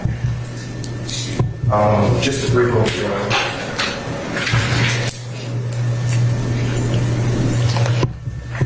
It should have been admitted by way of Officer Stanson.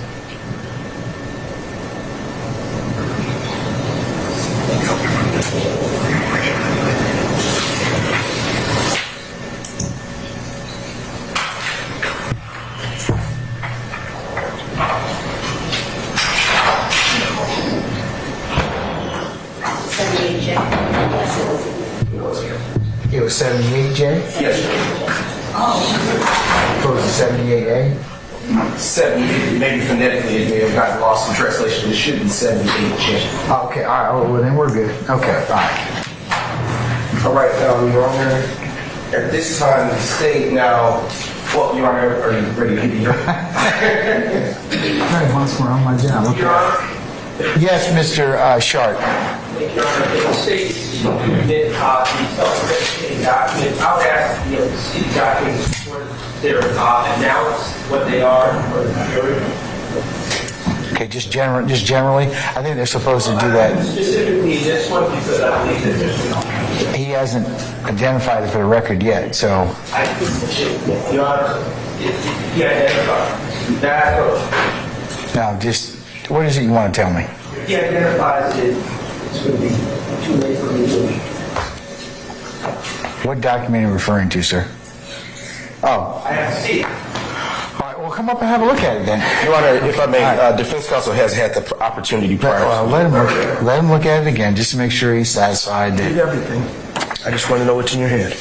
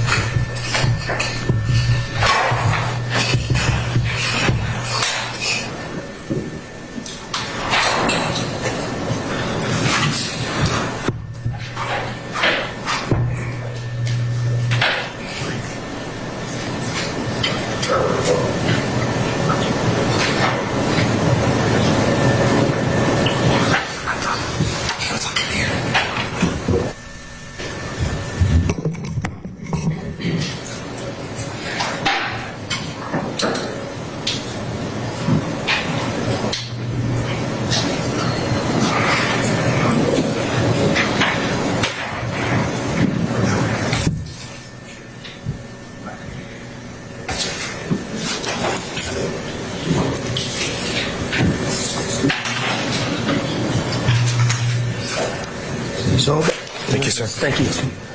We good? Mr. Sharp? Mr. Weinstein. I'll let, is he supposed to admit it? No, I don't know what because you interrupted. He hadn't finished when I was talking and you interrupted him, so let me just kind of see what's on the table. Yes, sir. All right. Yes. Yes, Your Honor. Your Honor, at this time, pursuant to Rule 24.901 of the Georgia Code, the state now moves to admit Exhibit 83J into evidence, which is a certified conviction for Mr. Durante Beebe. And if the court should like to see it, I can provide that at this time. Your Honor.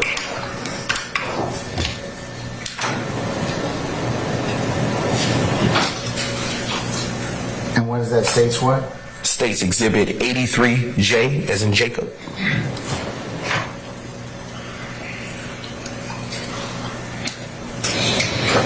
All right, sir.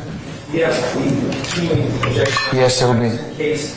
I noted it. Your Honor, I would ask, beyond that objection, there are some extraneous documents being presented that go beyond the certified conviction. So it would be a objection to the introduction of these extraneous documents. Can I see it? Yes, Your Honor. May I approach? Yes.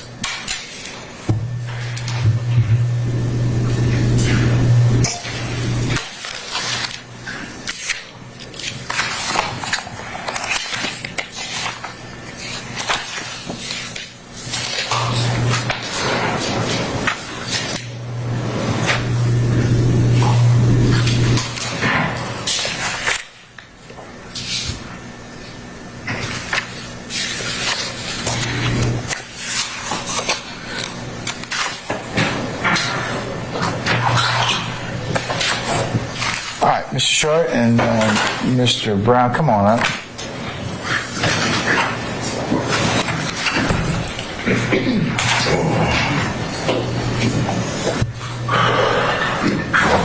All right, let's talk radio.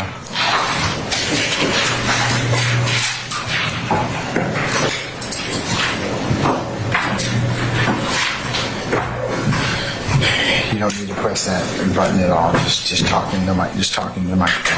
Okay.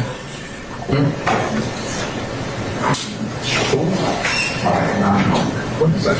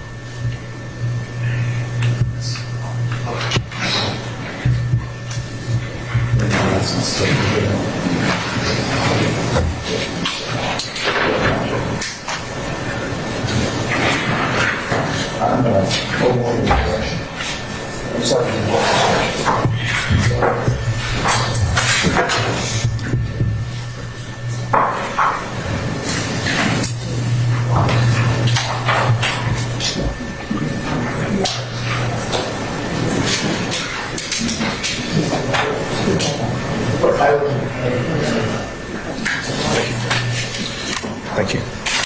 Your Honor, I've just now been handed back State's Exhibit 83, J as in Jacob, and pursuant to the court's permission to publish, I will now do so for the jury. Yes, Your Honor. Yes, Your Honor. Yes, Your Honor. In front of me is a certified conviction for Mr. Durante Beebe in the case of State of Georgia versus Durante Xavier Beebe in the criminal action number of 20 SC 174500. This plea was entered as a non-negotiated plea to the charge of possession of cocaine. The disposition was guilty, and at this time, Your Honor, excuse me, this particular charge pertains to the incident occurring on January 21st, 2020. Nothing speaks for itself.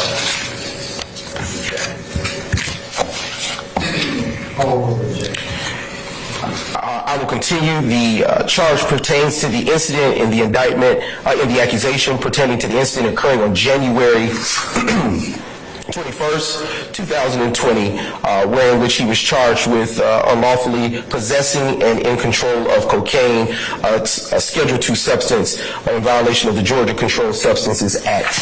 And at this time, Your Honor, I will proceed to read the sentence that was given by Judge Melanie Lethbridge. According to the document, it states that the defendant is sentenced to a total of 3 years probation with conditions. Your Honor, those conditions are, the state will forego reading those. Yes, Your Honor. All right. Okay.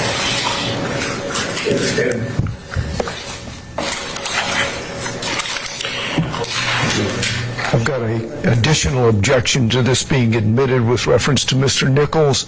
There's a standing, I guess, a continuing objection under the Jefferson case, but also, Your Honor, I would object it going into evidence under 24. Okay, is this for later or for... For now.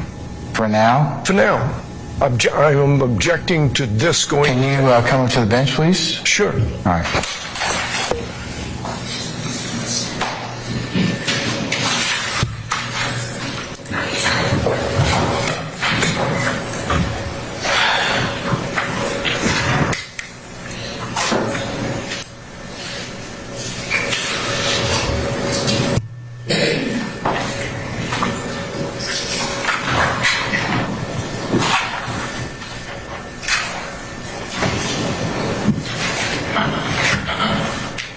Just talking. You don't have to press anything. Just talk into the microphone.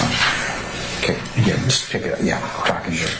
All right. We'll see. Hold on 1 second.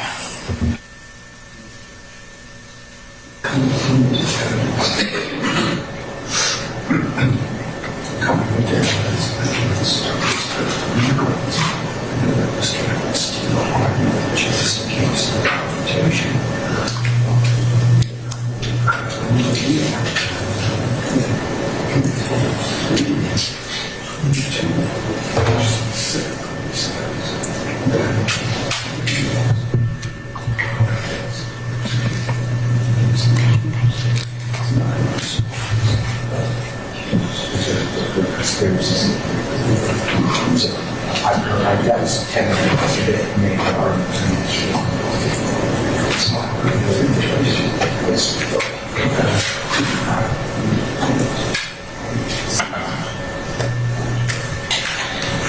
I don't hear it. I don't hear it. You talk to me.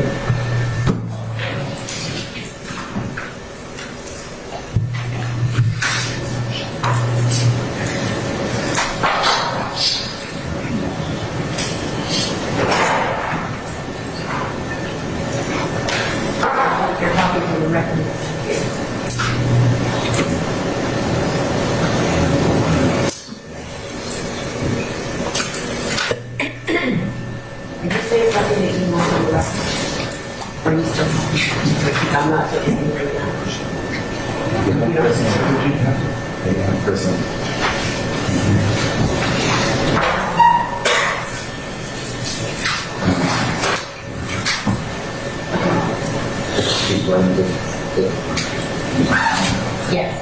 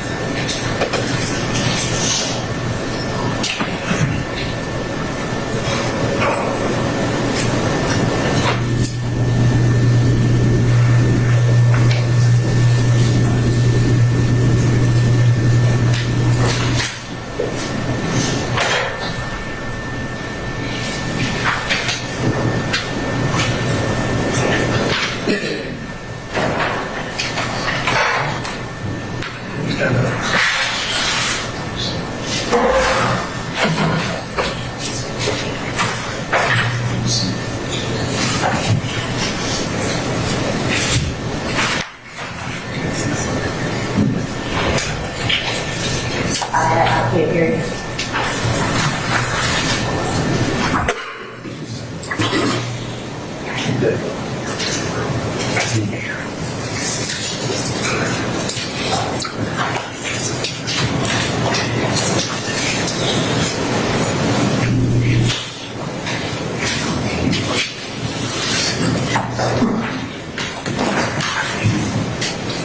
I come tell you something?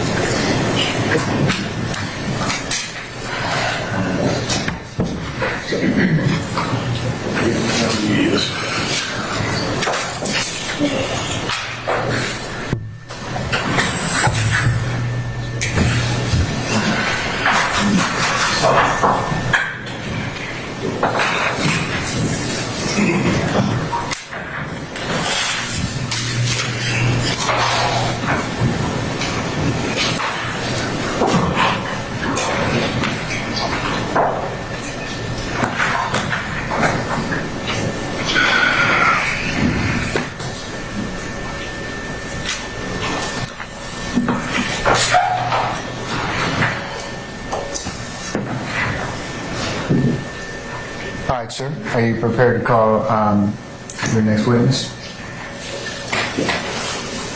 Your Honor, while the next witness is coming, can I approach one of the members of the defense? Yes, you may. Some information I just want.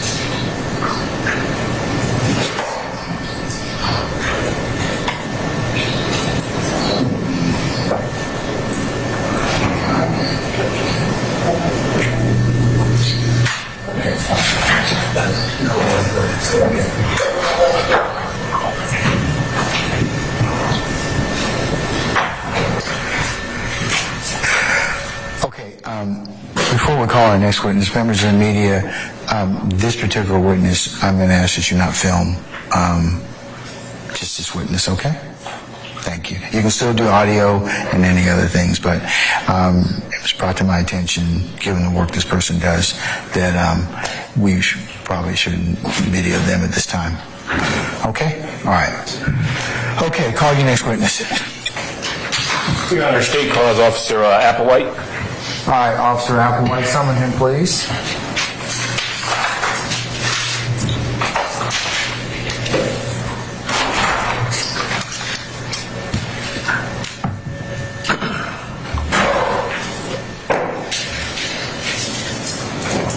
All right, Officer Applewhite, sir, if you could please approach the witness stand.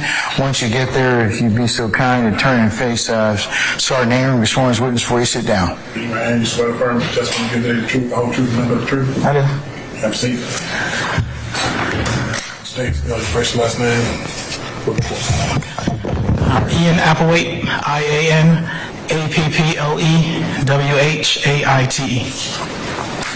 Good afternoon, sir. How you doing? Good. Sir, where are you presently employed? Atlanta Police Department.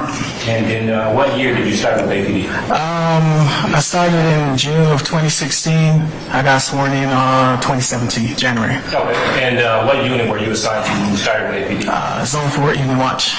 And how long were you in that unit? Approximately 2.5 years almost. And what was your responsibilities in the Zone 4? I was a beat officer. I was assigned to 403's beat. And just patrol, answer 911 calls. If I do have downtime, I do proactive work. Okay. And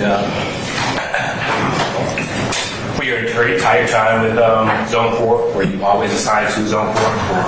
No, well, I was also part of the Zone 4 fit team. Then I went to the gangs unit as a gang enforcement officer, then auto crimes enforcement officer, and now I'm in Zone 2. Okay. So what years or what months were you in the gang unit? I want to say it was April of 2021 to January 2022, something around there. Okay. And you also mentioned the auto crimes unit. Yes. What years were you in the auto crimes unit? Started in February of 2022 until, I'm confusing myself right now. February of this year, sorry, till September. Till September of this year? Yes. Okay. And September of this year, what unit are you assigned to? Zone 2. And what are your responsibilities in Zone 2? Answer 911 calls, during my downtime, do proactive work. On or about May 9th, 2020, what unit were you assigned to? Zone 415.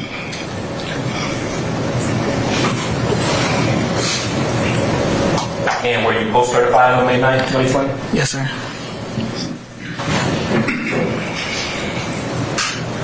Now, what is proactive work? So if depending, the calls for services are low, you usually will go out, try to conduct a traffic stop, or you might want to go to a high drug area and try to get, some drugs or something like that. You mentioned high drug area. Are you familiar with high drug areas based on your, will you tell the jury, what unit did you become more familiar with the? With the Zone 415. Are you familiar with 151 Cleveland Avenue? Yes. How are you familiar with it? I did an undercover buy at that location. And why did you do an undercover buy? The Zone 315, they were conducting a detail and they asked for the Zone 415 assistance. My role was to do an undercover buy at different locations within Zone 3. About how many undercover buys do you typically? So it depends. I mean, if we get a lot of people, maybe that's it for today. If we get one or two, then we can probably move to the next location. On May 9th, 2020, did you have a reason to visit 151 Cleveland Avenue? Yes, sir. Why? Tell me why did you visit 151 Cleveland? So again, Zone 3 was conducting a detail. This is one of their high crime areas, and they wanted to do a little, and try to put an impact on the drug sales in that particular area along the Cleveland corridor. So they asked me to go undercover, try to buy some drugs. So I was pointed to that direct location by one of the Zone 3 officers. Said there might be something going on in there. So I walked in. As I walked in, there was a male who was wearing white pants, white shoes, with a blue jeans jacket. He was standing somewhat in the doorway. I walked in, and I just asked him, "Hey man, you got some smokes?" He said, "Yeah." He said, "How much you want?" I said, "I got a 20. He reached in his pocket, pulled some weed out, wrapped it up into a lottery ticket. I paid him the 20. He said, "Hey man, here's my phone number." I got his phone number, and I left. Once I got back into my car, I left the location to update the takedown units of the sale, give them a description of the male that I bought the weed from, and just proceed to the next location. Okay. So based on your experience at Zone 4 and your time in the gang unit, time at auto crimes unit, and your current assignment in Zone 2, is, in your opinion, is 151 Cleveland Avenue a known gang area or high crime area? Yes, sir. Now, you made reference to a transaction at 151 Cleveland Avenue. Can you kind of walk me through that transaction? Okay, so I pulled my undercover vehicle up at the pumps. At the same time, I do have close cover who are somewhat in the area just in case something goes wrong. I exited the vehicle. I walked into the store. Again, he was somewhat in the doorway. I walked in. I approached him. "Hey, man, you got some smokes?" He said, "Yeah." He said, "What you want?" I said, "I got 20. I gave him the 20. He rolled up some marijuana, dropped it into a lottery ticket, one of those things you find at the counter. Rolled it up, handed him the money. As I was about to walk off, he said, "Hey, big bro, here's my phone number." I took his phone number. I'll overrule the objection. Officer Applewhite, in what capacity were you working on May 9th, 2020? Undercover. And how many undercovers had you, how many times had you gone undercover before? That actually was... I'm sorry, who said that? Is that Mr. Adams? I'm going to overrule the objection. I'll sustain the objection, I should say. Who did you come in contact with on May 9th, 2020? I think it's John Travius. I'm sorry, hold on. DeAndre Beebe. Yeah, DeAndre Beebe.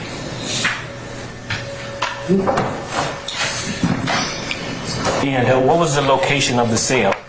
151 Cleveland Avenue. Okay, and what was that? Was that in Fulton County? It's in Fulton County, yes. What did Mr. Beebe sell you? Marijuana. I suspected marijuana. Did you tell Mr. Beebe that you were an officer? No, sir. What did you do after you purchased the marijuana from Mr. Beebe? I immediately left the location and relayed the information to the takedown units. One of the close coverage from Zone 3, he met up with me, I believe it was at Walmart on Cleveland Avenue, and I gave him what I bought. And then I went to the next location or to Zone 3 to write my supplement report. Zone 3. To write a supplement report. Did you clearly describe Mr. Beebe to the other officer? Yes, sir. And what was that description? Black male, white pants, white shoes, blue jeans jacket. Did other officers respond to the scene? Yes, the Zone 3 fit and Zone 4 fit team. About how many details have you participated in with Zone 3? I'll overrule the objection, Mr. Steele. A lot. About over 4. Okay, and what do those details consist of? High crime area. Sometimes we do details for stolen vehicles, warrants, or drug area.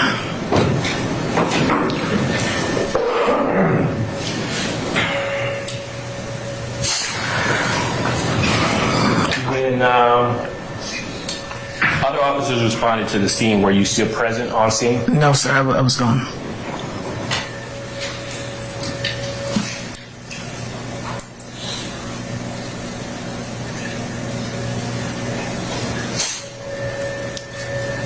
And did that basically complete your investigation with this matter?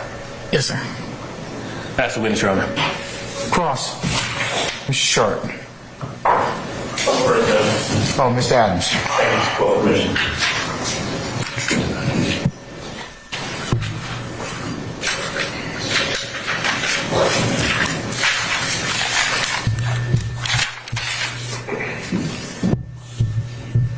Applewhite or Applewhite? Applewhite. Wait. Yes, sir. Like A. Okay. Good afternoon, sir. Good afternoon. Got just a couple of questions for you in regards to what you just testified about, okay? And if you don't hear me, if you don't understand my question, please get my attention, let me know. I'll be happy to repeat. Okay? All right. So this is May of 2020 that we're talking about in this case, right? Correct. All right. This incident happened back then, and then you were part of the Zone 4 fit team. Did I get that right? Correct. Okay.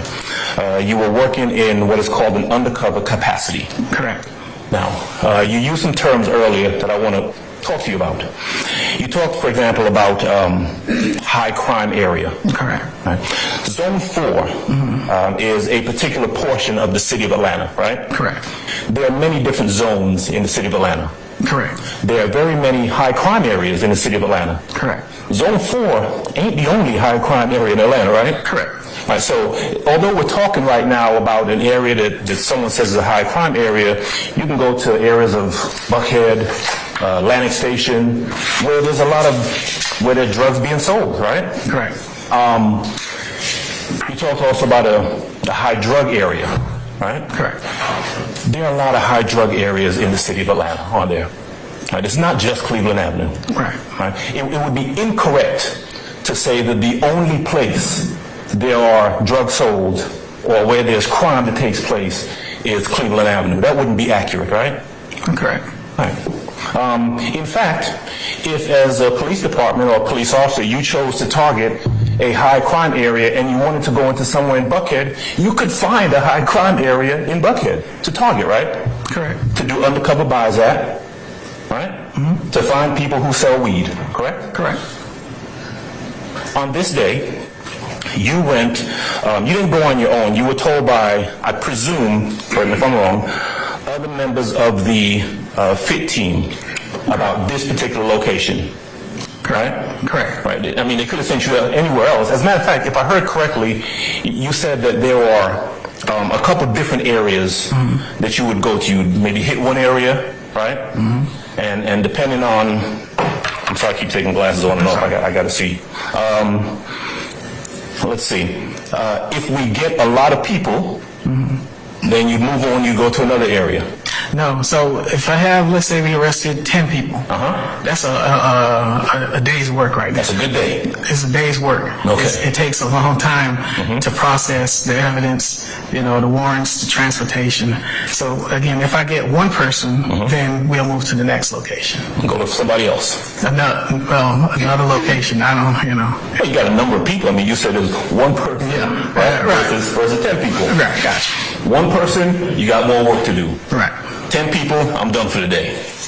Right. Okay. You ever heard the term weed man? Say again? Weed man. Weed man? Yeah. I mean, you know how sometimes folks, I don't know, college kids, regular kids, adults, young folks go looking for the weed man to go buy some weed? Oh, okay, yeah. Right? You heard that term before? I've heard. There is such a thing called a weed man, right? Yes. Okay. Sometimes it's one man. Sometimes it could be a woman. It could be a weed woman, right? Correct. Okay. When you got to, what's the address? 151 Cleveland Avenue. You're there to do the undercover buy, right? Yes. You are dressed in an undercover capacity. You look like a regular dude. Right. And you encounter this guy that you referenced earlier who is in white clothing, I think you said, right? Correct. You walk in, and you approach him, and you ask him if you got anything. Right. You were looking to buy some weed. Correct. And lo and behold, you bucked up on the weed man, and you got $20 worth of weed, right? Correct. Okay. And I think I heard you say that, and this was a young, his name was BB. Right. I think you said Durante, something like that? Durante, yes. Okay. He gives you $20 worth of weed in a, what'd you say, a lottery ticket or something? Yeah. Okay. So you get your $20 worth of weed from the weed man, and you're out of there. Okay. Was he by himself? No, they had maybe one or two other people in the store with him. Okay. All right. But what has just taken place is you just bought $20 of weed from this kid, right? Correct. Okay. And that appears to be the long and short of it. You left out of there. Your job for the day, at least at that point, that location was done. Correct. $20 weed sale. Right. Okay. And then you left and you told the takedown unit. Did I get that right? Is that the name of it? That's correct. Okay. They're the folks that you would call and say, hey, I just bought $20 worth of weed. Come and get the guy. Correct. And you weren't there, but presumably they went to go get the guy. Correct. Okay.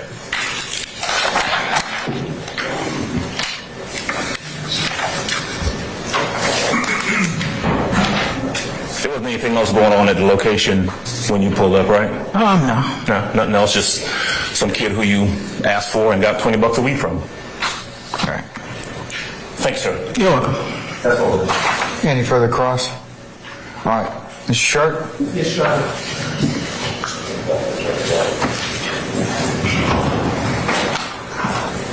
Good afternoon, sir. Good afternoon. How you doing? I'm doing great. How are you? I'm all right. Just a couple questions. Okay. Mr. Beebe, first of all, do you see him in court today? No, let me see. I can't really tell now. Okay. And Mr. Beebe, on that day, that you encountered him in the gas station. He was wearing white shoes, white pants, and a blue jean jacket, correct? Correct. Is there any other clothing description that you recall? That's what I saw. That's what I gave out. Yes, sir. Thank you. Nothing else. All right, anybody else have any cross? All right. Any redirect from the state? Just briefly, Your Honor. Officer Applewhite, Yes, sir. are you looking for crime or targeting people? Crime. And why are you targeting high crime areas? Because that's where most of our incidents occur. Shootings, drugs. A lot of the community members, they complain a lot. I'm speaking for Zone 4, and that's why we're in the area doing what we're doing. And were you looking for weed for yourself? No, sir. Was this for purposes of targeting high crime areas? Correct. No further question. Anything further?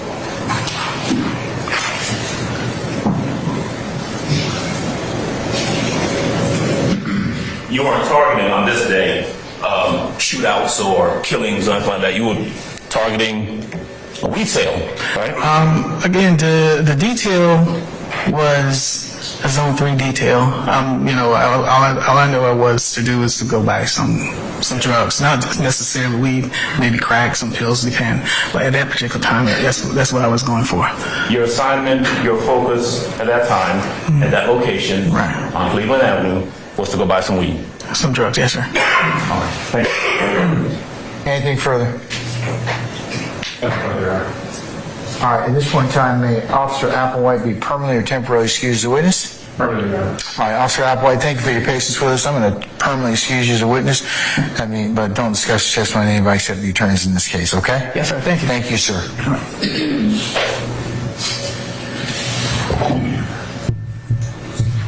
All right, State, call your next witness, please.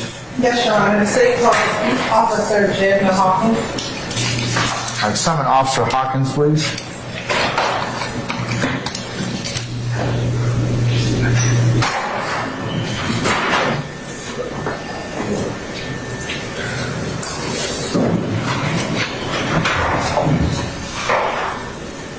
Are we good with this witness not being, we okay? All right, you can film. Yes, thank you. All right, Officer Hawkins, good afternoon. Madam, come on up. If you would please approach the witness stand. Once you get there, ma'am, raise your right hand for me, please. Do you solemnly swear or affirm the evidence you'll give in the matter now and hearing should be the truth, the whole truth, nothing but the truth? You are so affirm? I swear. Okay, you can please be seated. All right, madam, if you could state and spell your first and last name for the record, please. Yes, my first name is Jasmine, Jasmyn. Last name, formerly Hawkins, Hawkins. Currently Magavero, Mogavero. And what name was your mom? Magavero's fine. I'm sorry, I didn't hear you. Whose last name? Oh, okay. Also, Magavero, where are you currently employed? City of Atlanta Police Department. And how long have you been with the City of Atlanta Police Department? Since August of 2017. And what is your current assignment? The larceny from auto unit. And how long have you been with that larceny unit? From February of 2023. If you can tell the jury briefly about your history with the Atlanta Police Department, starting with your assignment after the academy. Okay. So I've been sworn since March of 2018. June, I was assigned to Zone 3 Morning Watch. I worked there until February of 2020. At that time, I was assigned to the Zone 3 Crime Suppression Unit. And then I stayed there until August of 2022. And then I went to Zone 3 Day Watch for a few months until coming here. So let's say a good majority of your career so far has been Zone. Correct. All right. And are you post-certified? I am. And were you post-certified in May of 2020? Yes, I was. I want to take you to May 9, 2020. What unit were you assigned with APD? The Zone 3 Crime Suppression Unit. And what were your job and responsibilities working with the Zone 3 Crime Suppression? It's a proactive patrol unit, so conducting traffic stops, stops on suspicious persons in the community, or whatever other directive we had for that day. Usually proactive policing. And you also said you served as a patrol officer within that community. Correct. As a patrol officer and also worked with the crime suppression unit, were you familiar with 151 Cleveland Avenue? Correct, yes. How are you familiar with 151 Cleveland Avenue? I've answered a number of 911 calls there. I've completed traffic stops where people have pulled into that gas station, directed patrols, going inside speaking with the clerks at the gas station as well. Why are there directed patrols at that location? 151 Cleveland Avenue, it's part of it's high crime at that location and in that general area. And when we say high crime, what are we referencing? Shootings, drugs. I'm going to show you what's already been admitted as Police Exhibit 78J. It should show the screen.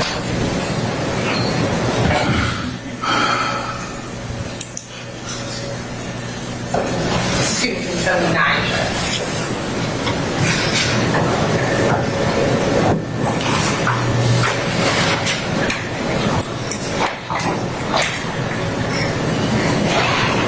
And looking at 79J, where is 79J? This is from the front of this gas station, 151 Cleveland Avenue Southwest. And is that what you were just referencing as a high crime area? Correct. Now, when you go out to patrol or do target patrol, why are you going to that? What brings you to that area to target patrol? Just due to the nature of crimes that happen at that gas station, at that intersection, Cleveland Avenue, Old Hapeville, supervisors and probably coming from the top down, they want to make sure those areas stay safe, so they ask us to spend some extra time there. And in your experience, are you getting any calls from community members about that location at 151 Yes. Avenue? Yes, absolutely. So in your experience, the community is concerned about what happens at there? I'll sustain this to form. In your experience, is the community concerned about what happens at that location? Yes. Same objection, Judge. I'll sustain this to form. You can rephrase it. Have you ever seen concerns about that location from the community? Yes. I hear Mr. Harvey mumbling in the background. If there's an objection, please state it. An objection would be hearsay. Okay, overruled, and your objection, Mr. Matthews, is overruled as well. All right. I want to direct your attention to May 9th, 2020. Did you have the occasion to respond to 151 Cleveland Avenue? Yes. Why did you respond to that location? We were in the location, there was an undercover officer at that location looking for drug activity at that gas station. And do you recall what time of day did you respond to that location? So that would have been about 9:46 at night. I see you opened up an envelope. Is that your police report? It is. Okay. We're looking at a copy of your police report. Have refresh your memory as to what time you responded. I'm going to show you what it gives you.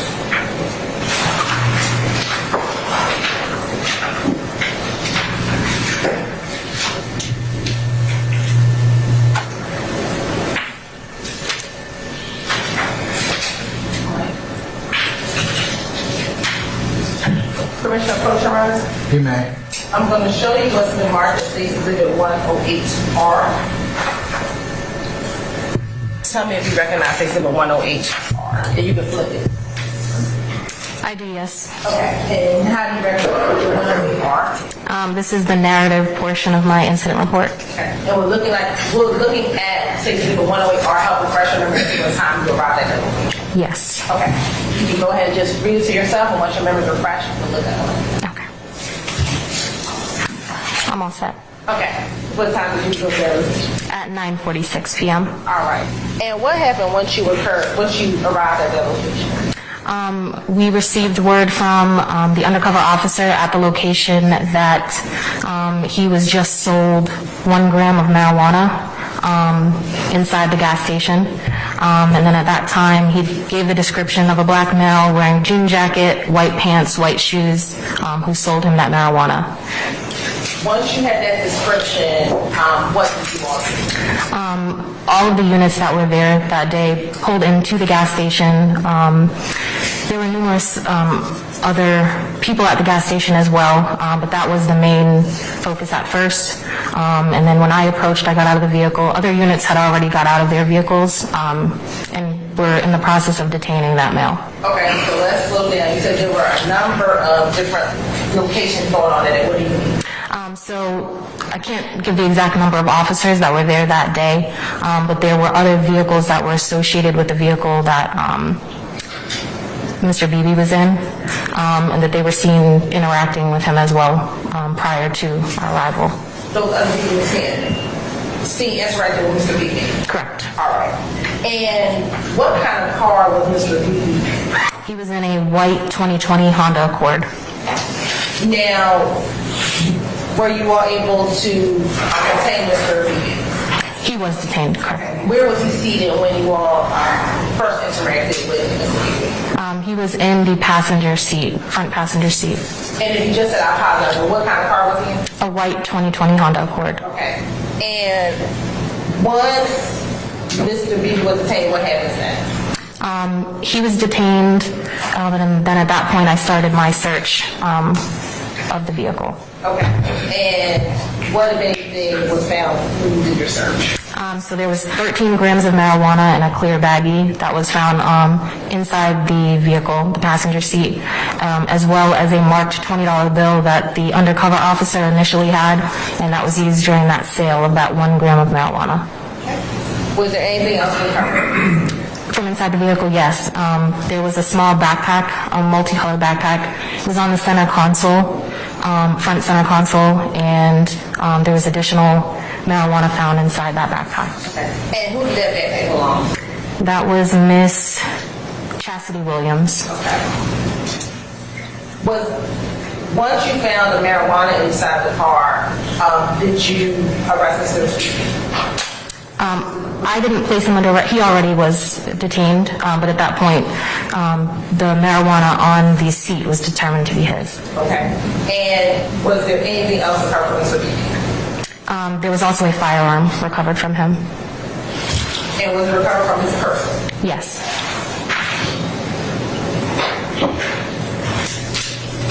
And that firearm that was recovered, was that firearm ran? Was it run? Did you run it? Did you run Yes, it was. And what happened once you ran the firearm? It was. Foundation, Your Honor. Also saying this, just let me just rephrase it now. Sure. Did you recover a firearm? I didn't personally recover it, but it was recovered on scene, yes. Okay. And when that firearm was recovered, did you run? Was the serial number run? Jackson's Foundation, who ran? I sustain the objection. Do you know who ran the firearm? I ran the firearm. You ran the firearm. Okay. And when you ran the firearm, what happened? The firearm came back as stolen.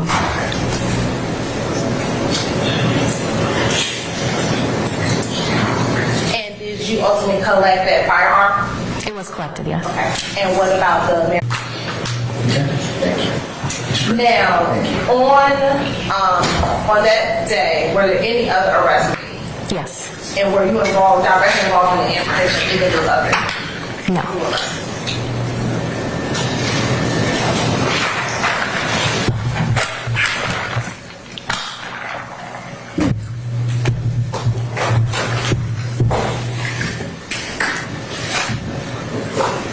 Thank you.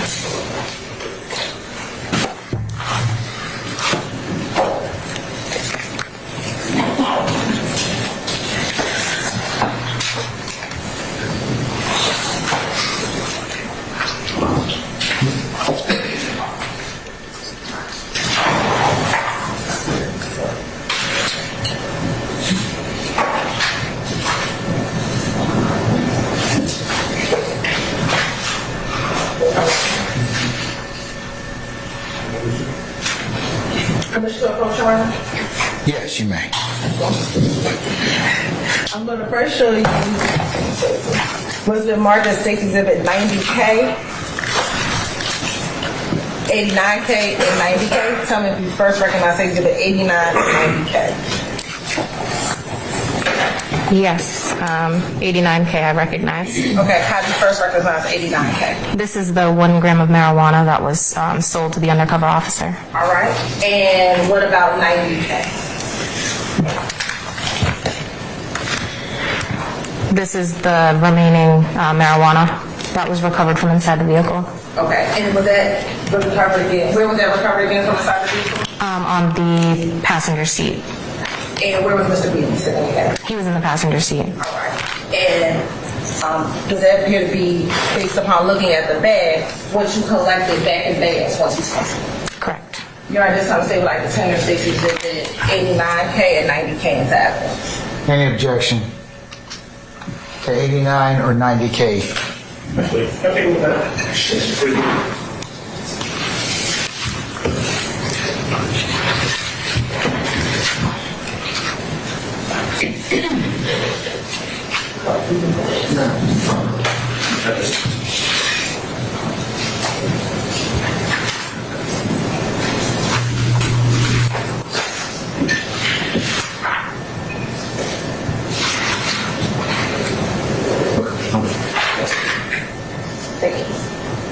No objection. 89 and 90K are admitted, maybe published as you see fit. Mr. Evans, do you want to look at the firearm? Sure.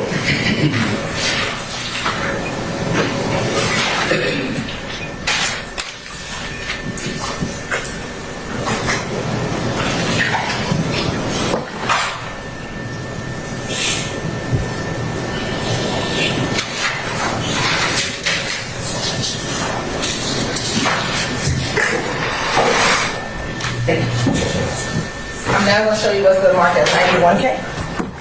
You can look at it, tell me if you recognize 91. I do. Okay, and how do you recognize 91K? This is the firearm that was turned in, that was on Mr. Beebe's person, and the serial number matches as well. Okay, that appears to be the gun that was recovered off Mr. Beebe back in May of 2020. It does. All right, you're on this time to say like the tender states in the 91K into evidence. Any objection? Objection. All right, states 91K is admitted and may be published as you see fit. Thank you, Your Honor.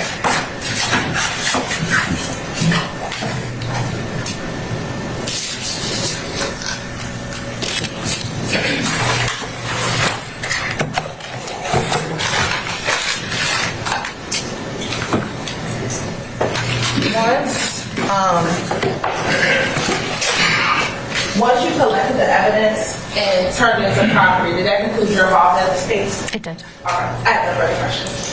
Cross. Go ahead, Mr. Adams, whenever you're ready.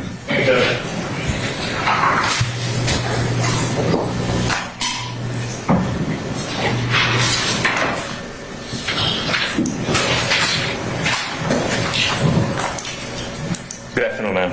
Good afternoon. Rank, please. Investigator. Investigator, thank you. And you'll excuse me, I heard your name earlier. I heard you say Hawkins, but I think you said it's changed, right? Correct. It's Magavaro. Magavaro? Correct. All right, thank you. Investigator Magavaro. Correct. All right, so just a couple questions, if you don't mind, about this incident back in, and I keep hearing May the 9th, but it was actually May the 8th, wasn't it? Correct. Okay. All right, so if I heard correctly, you responded because there was an undercover sale that had been made at that location, right? Correct. You were advised that there was a $20 marijuana sale that had been made. I don't know if you knew at the time the name of the person was BB, but you had a description of the individual. Correct. Right? And when you got to the location, you saw someone fitting that description, jean jacket, white pants, and that person was in a vehicle. When I saw him, he was no longer inside the vehicle. Okay. So the first time that you get to the location, he's already been detained or taken into custody or whatever by other police officers. Correct. They were actively detaining him. Okay. And they found, let me see, the item that you were just asked to identify a little while ago that I think is over here now.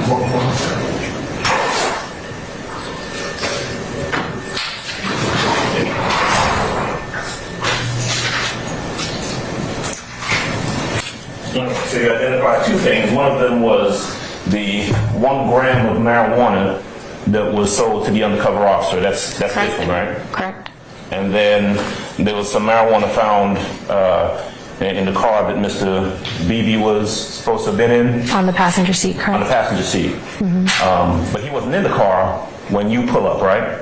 Correct. Okay. You just know that you were told that there was some additional marijuana found on the passenger seat in the vehicle that he supposedly was in before you got there. Correct. Right. And what, 14 grams of marijuana? Correct. This right here? Correct. Okay.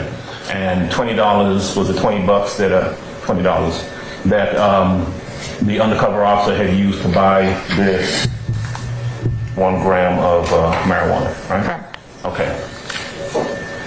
Started off, and it was done, it was found there with this gentleman, Mr. Beebe. It was found on him or in the car where he was supposed to be. On him.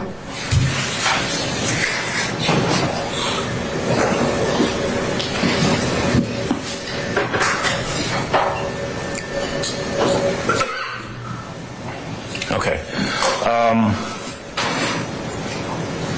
This white Honda Accord was determined to have been owned by a young lady, or a lady, I'm not sure if it was young or not, Chastity Williams, right? Correct.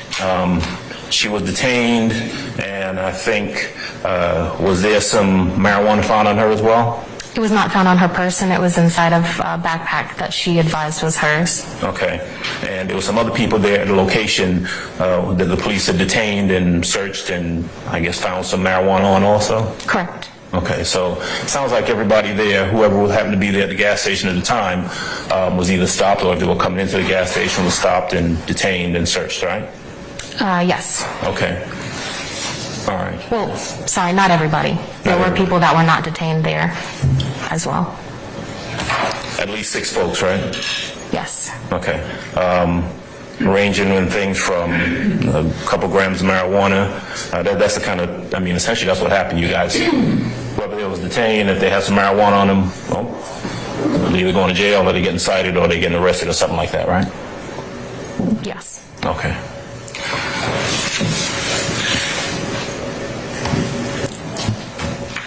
All right. That was the extent of your involvement in this case. Yes. Were you part of the FIT unit or the FIT team at that point? Okay. Everyone who was there, all of the law enforcement officers who were there were FIT team officers, right? No. No? Did they have just other regular beat officers who were called to the scene to assist? There were canine officers there as well who are not part of the FIT team. Gotcha. Because, of course, if you got some marijuana, or if you think that you're going to find some marijuana, you want to have the canine around to go ahead and kind of sniff around and find whatever's there. Is that about accurate? Correct. Okay. This was a marijuana buy operation. This wasn't some sort of gang operation, was it? Correct. Okay. Thank you, McGavero. Correct. Thank you. Thank you.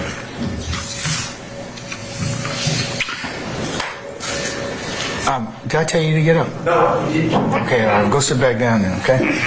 Because there are higher considerations other than you. Ladies and gentlemen, I understand you want to take a comfort break, is that right? See? All right, okay, all right. Okay, so we're going to take a comfort break, ladies and gentlemen. Let's come back at 4 o'clock, okay? And then we'll start back at that time. Mr. Sharp, you can ask your questions then, sir. All right, we're in recess, 15 minutes. All right.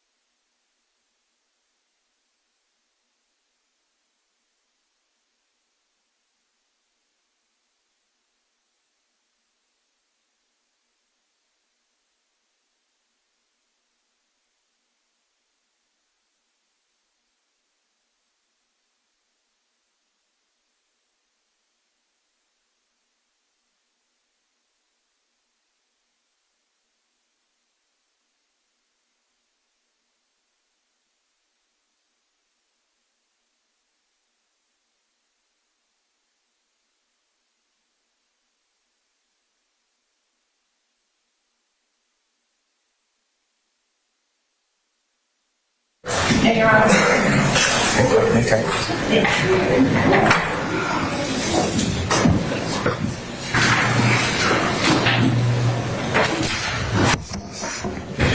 Before we summon our jurors, can I get a member from the defense and a member from the state to come on up?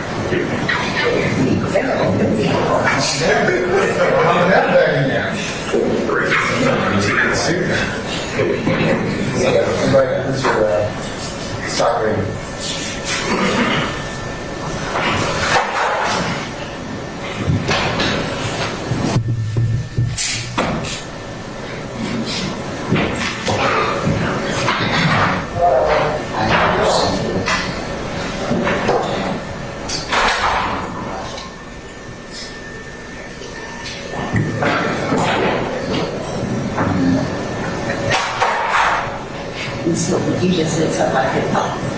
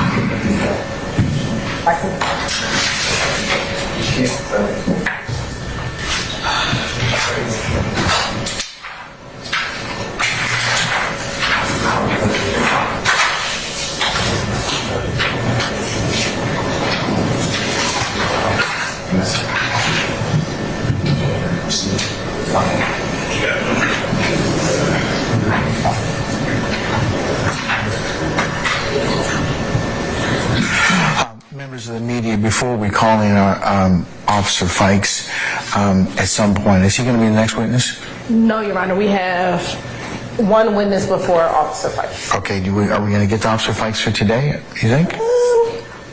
It depends. I don't know. I guess we're almost finished with cross, and our next witness, Mr. Garcia, is not a long witness. Okay, all right.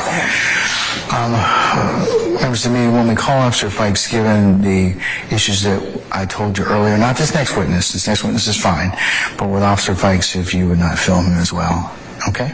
And I believe that the state is going to organize a meeting for all the councils for the respective media outlets to discuss with you next steps. So that's in the works and that's coming. But for the next witness, okay, Officer Fikes, please don't videotape him, okay? All right, thank you. All right. Can I call in the juries, ladies and gentlemen? Okay, all right. Sergeant Ingram, is everybody ready?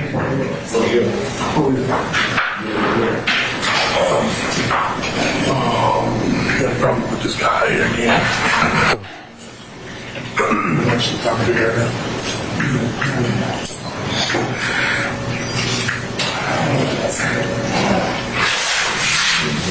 Do we need to have a conversation with the bench?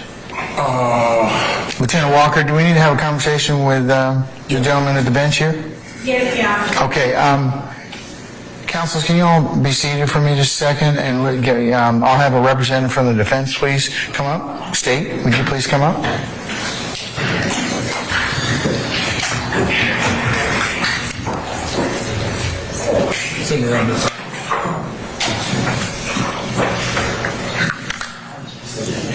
Okay, it's talk radio.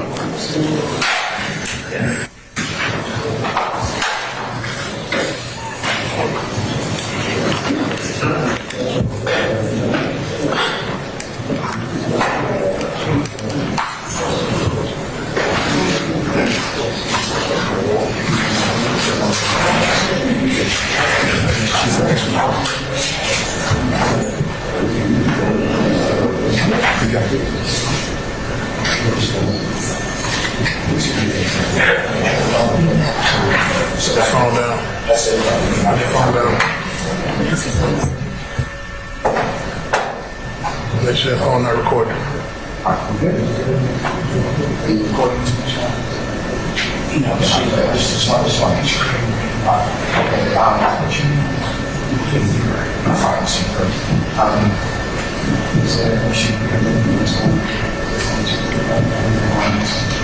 Well, it seems to me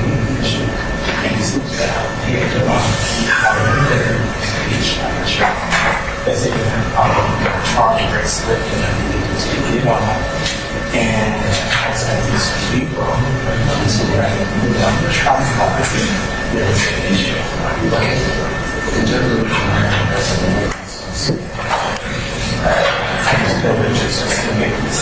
That was one that was jingling yesterday, Judge.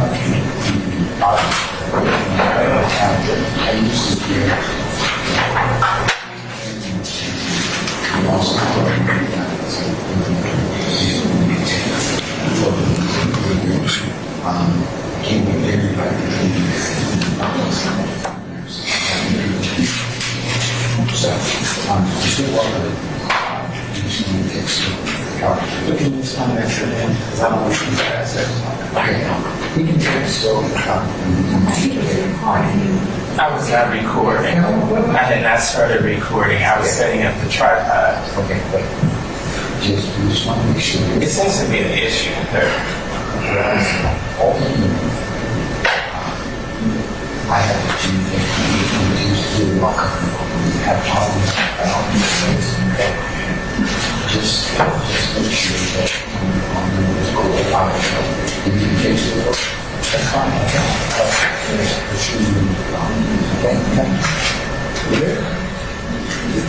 Until the next situation. Thank you, sir.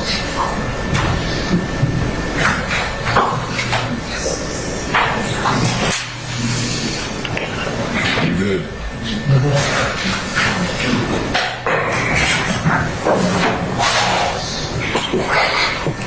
Okay, all our jurors ready? Yes, sir. All right, okay. All right, thank you, Sergeant Ingram. Okay, summon our jurors, please. All rise for the jury.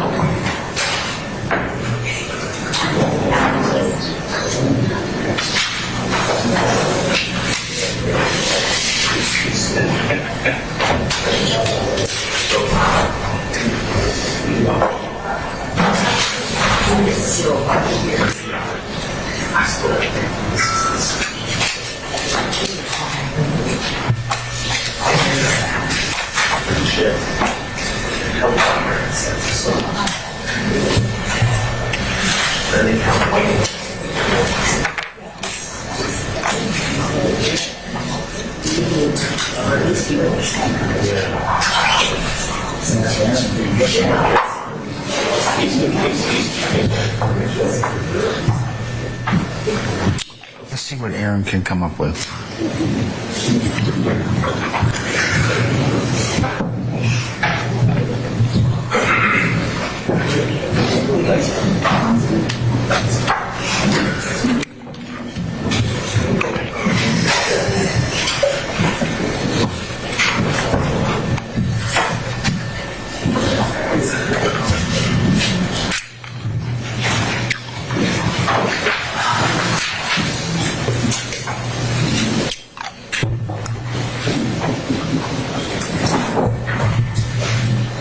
refer to the county courts. All right. Thank you, Sergeant Ingram. Ladies and gentlemen, please be seated.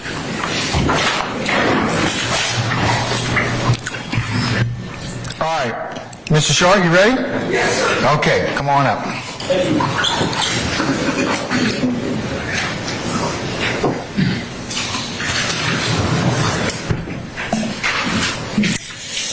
May it please the court. Good afternoon. Good afternoon.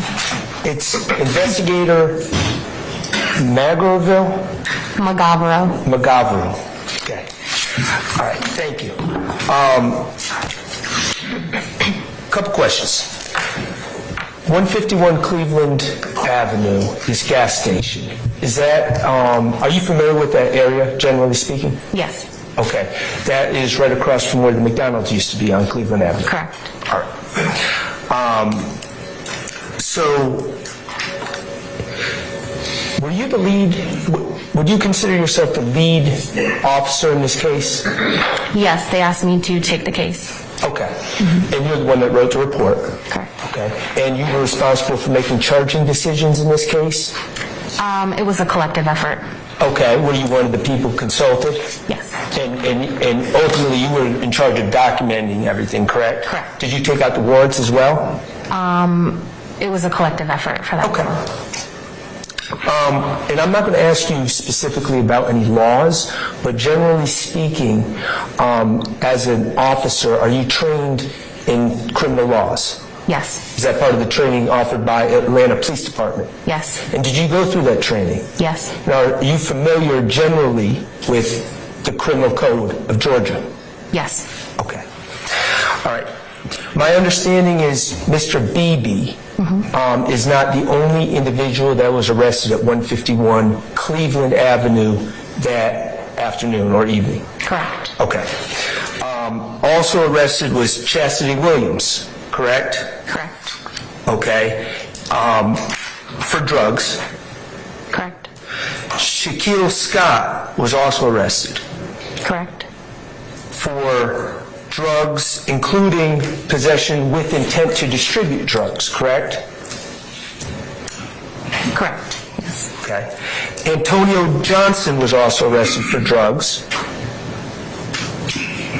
Correct. And I'm going to try with the pronunciation of this in Madam Court Reporter. It's, I believe it's Cyquavious. Sequavious Martin was also arrested at the scene, correct? Correct. For drugs? Correct. And a Curtis Barber, who was 35 years old at the time, correct? Which would make him 39 today, correct? Okay. He was also arrested for drugs, a firearm, and for possession with intent drugs. Correct. So you arrested, besides Mr. Beebe, 5 other individuals for drug offenses.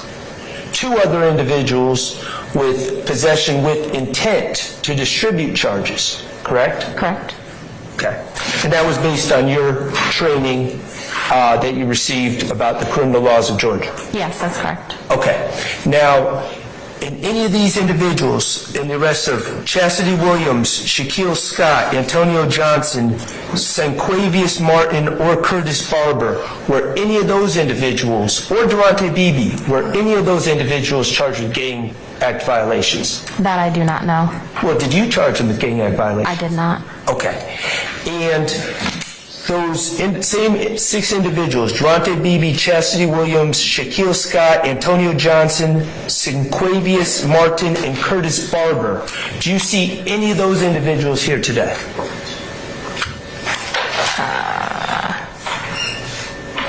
Can't see everybody, but no.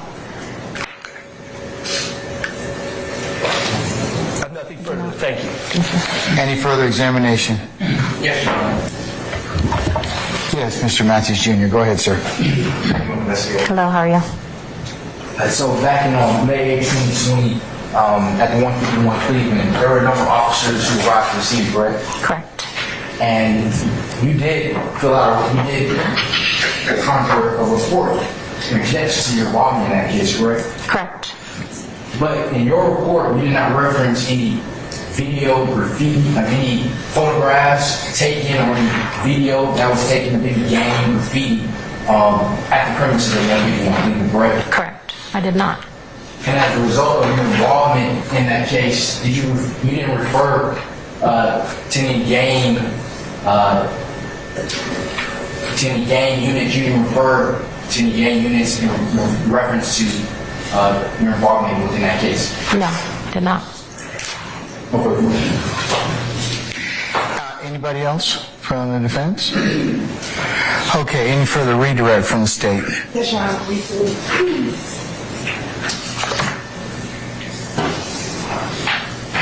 As a Zone 3 officer with the crime suppression unit, are you responsible for taking out gang warrants? No, I am not. Who's responsible for taking out any gang warrants? Anybody who's on the gang unit. I believe both Mr. Adams and Mr. Sharp asked you about some of the other individuals found and some of the other items that were found at this scene during this evening. So we talked about Ms. Chastity Williams. She's the person who had was she the person in the car and had the book bag with marijuana? Correct. Sustain. Ms. Shaquille Scott, what drugs were found with Ms. Scott?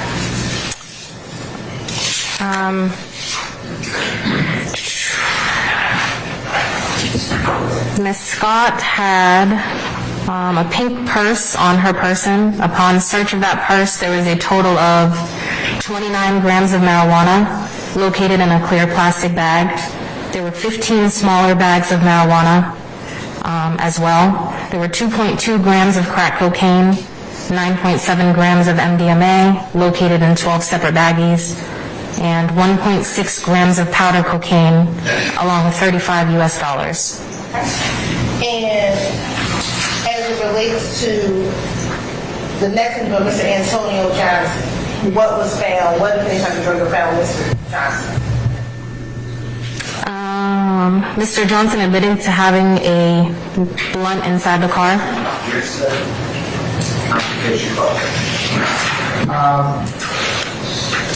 Hold on one second.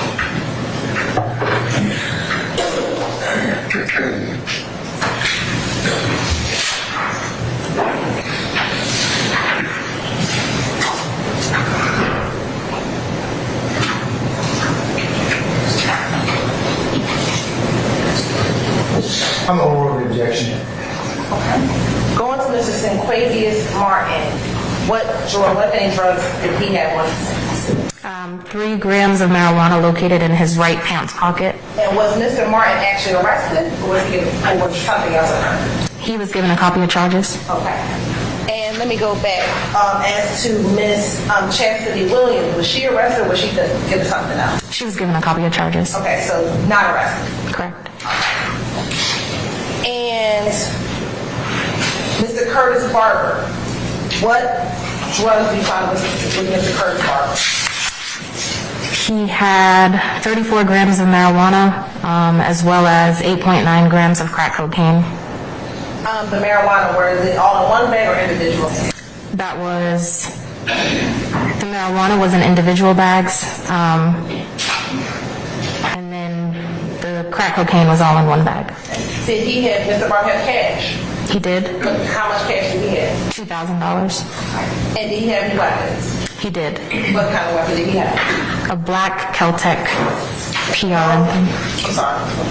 Black Keltec PRM 30. And were there any other weapons found? So we had the gun that was found on Mr. Beebe, this gun that was found on Mr. Barber. Were there any other? No. Not that I recall. We'll take a look at your report of professional.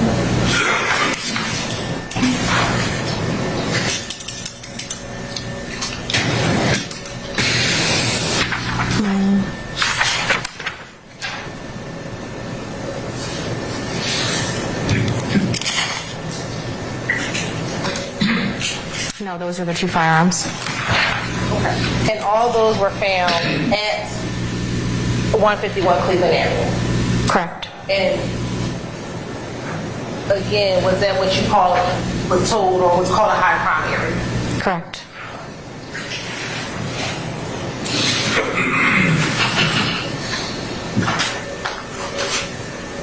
I have no further questions. Thank you. Anything further?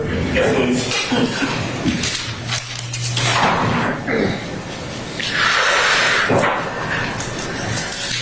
So it sounds like there were a host of people at that location who were either possessing drugs, right? Correct.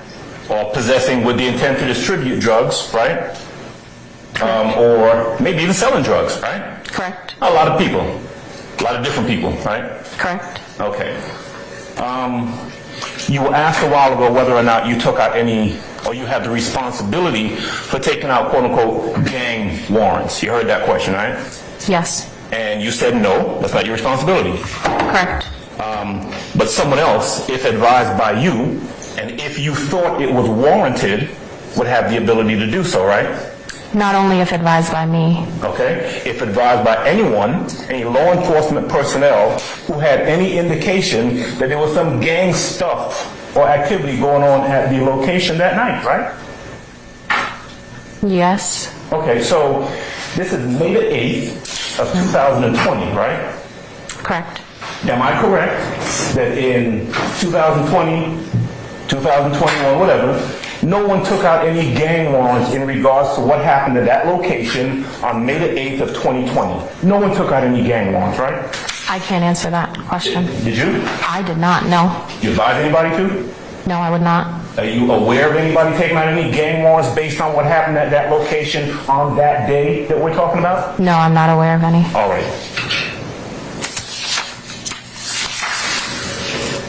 The last person that Madam Prosecutor asked you about, Barber, I think was his name. The guy who had some drugs and some money on him. What was he wearing? What describe his clothing to me if you don't mind. I don't recall. Okay. All right. Thank you, ma'am. That's all I have. Thank you, Judge. Anybody else? Any further redirect, madam? Just one quick question. Sure, we'll see. In addition to the $20 that Mr. BB had, was he found any other money? Mr. BB. In addition to the $20 that the marked $20, did Mr. BB have any other money on him? Yes. Okay, how much? $105. All right, thank you. All right, anything further? All right, at this point in time,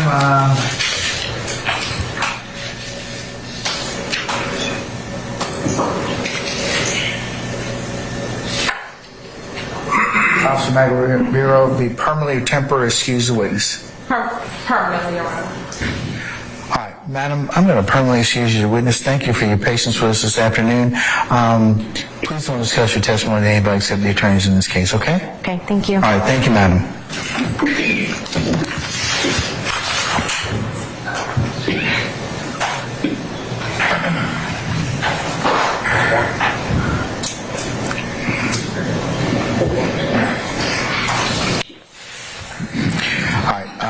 Ms. Hilton and any member of the defense, can I see you all for a second?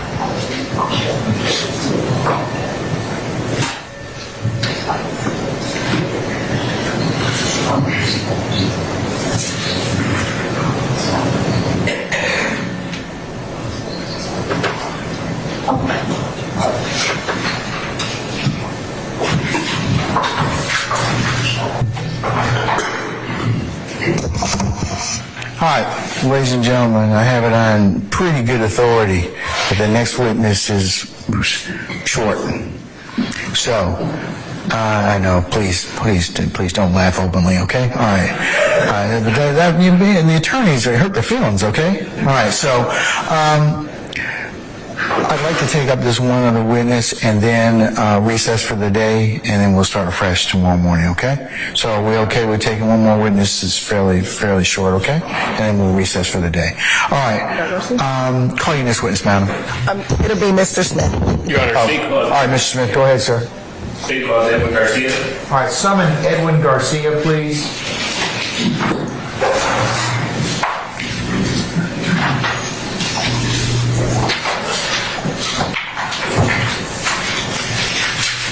All right, Mr. Garcia, good afternoon, sir. Come on up and approach the witness stand.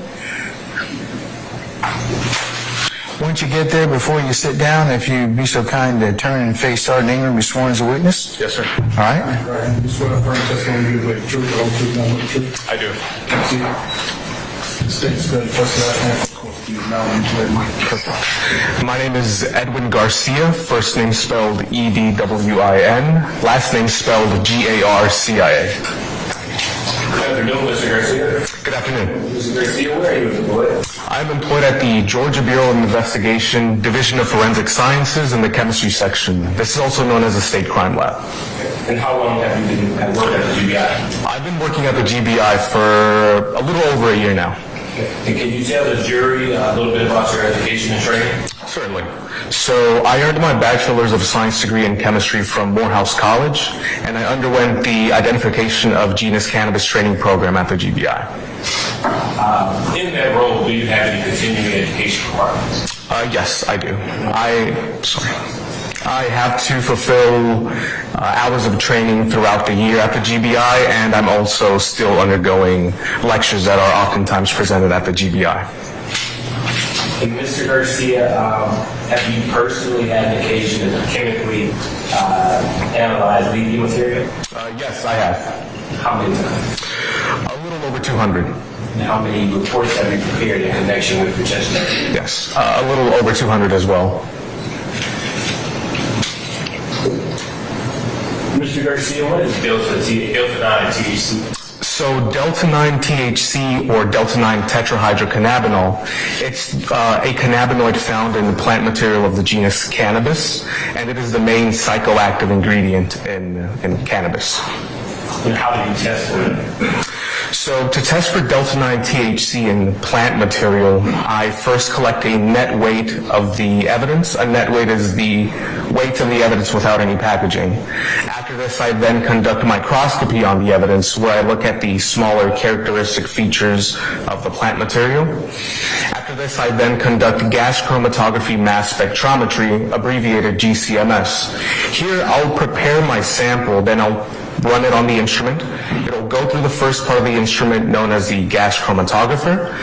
At this point, what the gas chromatographer will do will separate the sample that I prepared into the individual components that make it up.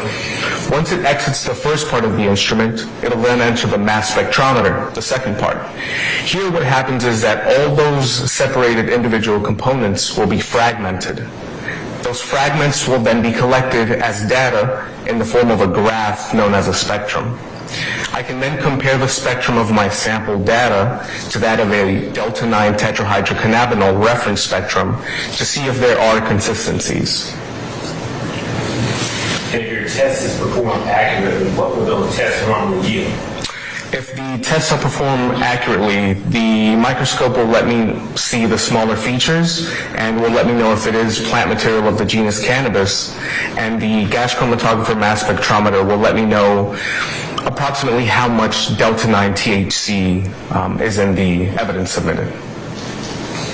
And is this type of drug testing that you describe subject to peer review? Yes, this is subject to peer review. And are there standards that control how these tests are performed? Yes, there are standards. There are policies in place at the Georgia Bureau of Investigation. And I want to back up just a little bit. You mentioned that they are subject to peer review. Who reviews? So peer review means that, and for my cases, 100% of my cases are peer reviewed. This means that another scientist in the GBI crime lab reviews my cases to make sure there aren't any errors of any kind. So going back forward to the standards, Are there best practices as well? Yes, there are best practices. Okay. And is this type of testing generally accepted within the field of forensic testing? Yes, this testing is generally accepted in the forensic field. Okay. Your Honor, at this time, the state will tender Mr. Garcia as an expert in cannabis identification. Anybody wish to voir dire Mr. Garcia? All right, hearing none, the court will designate Mr. Garcia as an expert in the area of forensic chemistry. Thank you, Your Honor. In connection with Mr. Garcia, in connection with deal as case number 2020-101-2426, did you test any leafy material in this case? Yes, I did test leafy material in this case. Okay. And, Your Honor, permission to approve the witness? You may, sir. Okay. Mr. Garcia, I'm showing what's been pre-marked as State's Exhibit 93K. Do you recognize that? Yes, I do. And what is that? This is the case, the report that I concluded to for the evidence that I tested. Has that report, has there been any altercation, modifications to that report since you last offered it? No, there haven't been any. Your Honor, at this time, the state will move to admit the state's proposed Exhibit 93K. All right, any objection to State's 93K? All right, hearing none, State's 93K is admitted and may be published as you see fit. Thank you, Your Honor. So, Mr. Garcia, again, I'm sorry. No worries. Did you test in this case? So the items that I tested were 2 bags of leafy material. The item that was submitted was item 9. I tested sub-item 9A, 1 bag of leafy material, and item 10, which had 1 bag of leafy material, which I tested as well, making the 2 bags of leafy. And did you use the principle that you just talked about when you performed the test in these cases? Yes, I did. And based on your testing, excuse me, were you able to reach a conclusion? I was able to reach a conclusion. And what was that conclusion, sir? For item 9, sub-item 9A, my analysis confirms the presence of plant material of the genus cannabis with a greater than 0.3% tetrahydrocannabinol concentration. For item 10, my analysis confirms the presence of plant material of the genus cannabis and contains less than approximately 1% tetrahydrocannabinol. No further questions at this time. Cross. Mr. Adams. So I see it. You still have that report up there? Yes, sir, I do. May I? You may. Thank you. All right. This is a report prepared by you in regards to the items that you tested, right? Correct, yes. And am I correct that you tested these items on, let's see, well, actually it was received by you on January 27th of 2023. Is it fine if I look at the report? Absolutely, please do. Okay. Yes, January 27th, 2023. Okay. So items that were seized back in May of 2020 didn't get to you until January 2023, this year. I don't know when they were received, but I do know that I got them this year. Okay. You don't know when the person I'm sorry, let me see that quick. Yes, sir. All right. You would agree with me that this has a agency reference number and a case individual at the top list, is that right? Correct, yes. The report does have that. The case subject, or the person listed, is someone named Durante Beebe, right? Yes, that's what it says on the report. Okay. You don't know if and when that person, Durante Beebe, was charged with any sort of offense, but you know that you didn't test this item to determine what it was until January of this year, right? Yes, I don't know when the subject was charged. I just know that I received this evidence this year, and this year is when I tested it. All right. Mr. Garcia, thank you. That's all I have. Thank you. Yes, sir. Anybody else? All right, State have any redirect? No. All right. May Mr. Garcia be permanently or temporarily excused the witness? Yes, sir. Permanent? Permanent. All right. Mr. Garcia, thank you for your patience with us. I'm going to permanently excuse you as a witness. You're free to go about your usual duties and avocation. Just don't discuss your testimony with anybody except the attorneys in this case, okay? Yes, Your Honor. All right, thank you, sir. Thank you. Thank you.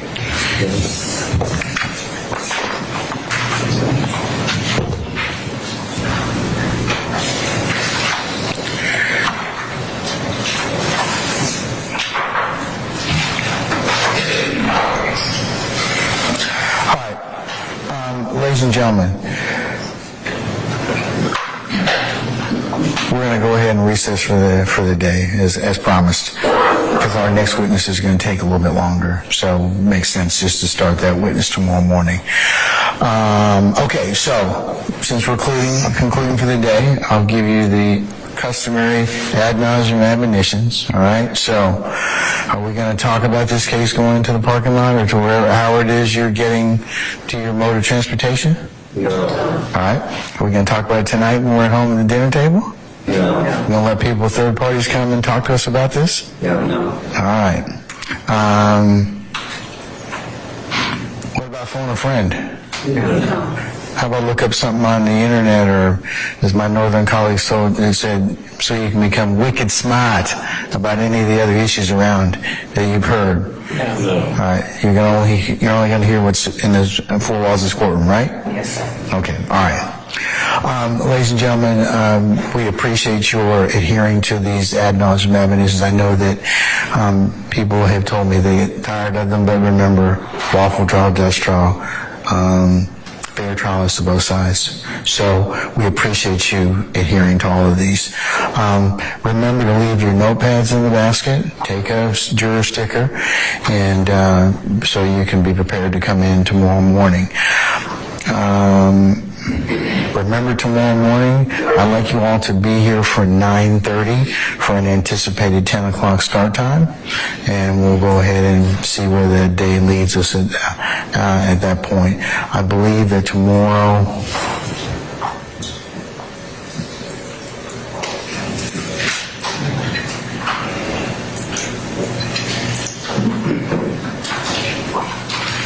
we're going to probably leave around 4 o'clock. All right, so we'll get a full work day in.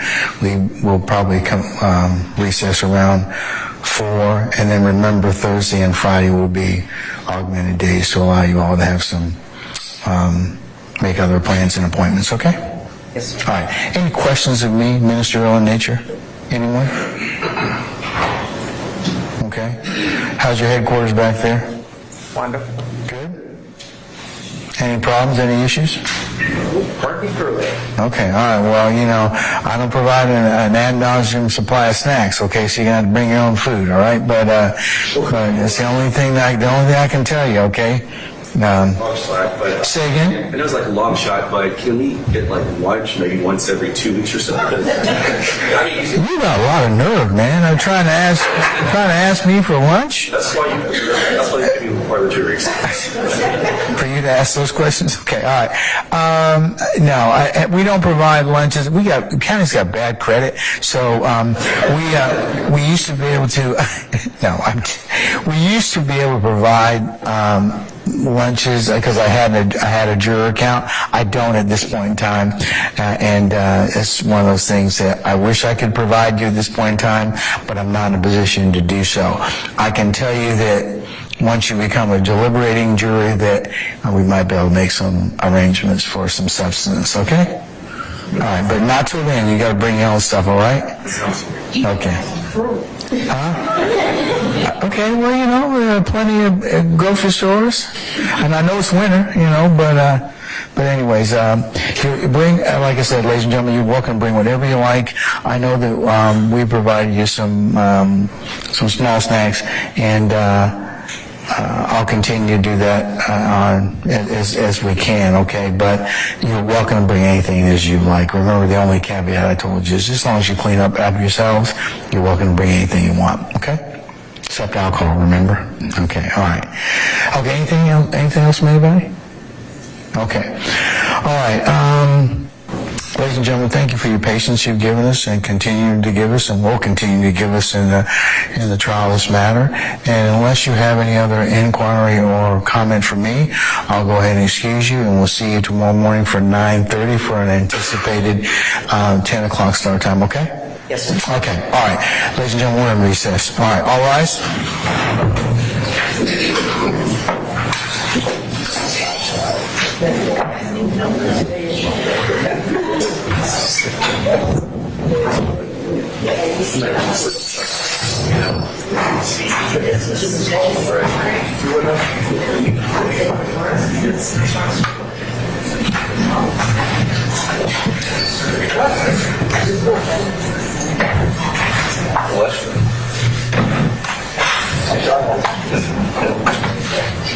Okay, ladies and gentlemen, please be seated. Our jury has left us.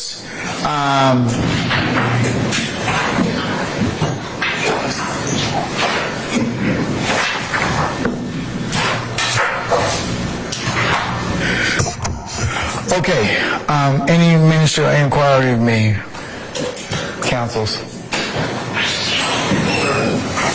Okay, before we recess, when we do recess, Mr. Harvey, can I talk with you about an unrelated ancillary matter? And I do want to just kind of put this on your radar. I get a lot of inquiries from people in regards to just everything that goes on, but one of the inquiries I have is in regards to being able to hear everybody, okay? And I would just tell you all, and I think Ms. Weaver has basically reinforced this ask of you, and because she's responsible for taking down the verbatim record. If you could please, for those of you who are not using the microphone, do that, because it produces better audio in terms of just being able to be heard, as well as for Ms. Weaver to hear everything to take up the record. So some of you speak very loudly as a matter of course. It's not an issue being heard, but some of you could work on just the timbre and loudness so that everybody can hear you, in particular, Ms. Weaver, okay? All right, so, Mr. Adams, I don't think you had that problem, okay? You're good, all right? But no, just that it's been mentioned to me that some of you cannot be heard. So please just work on that, and that's all I'd ask, okay? All right, anything else from me? All right, so I'll see everybody tomorrow morning for 9:30, and we'll get started between 9:30 and 10 o'clock tomorrow morning, okay? All right, unless there's anything else, we're in recess. All right, see you tomorrow.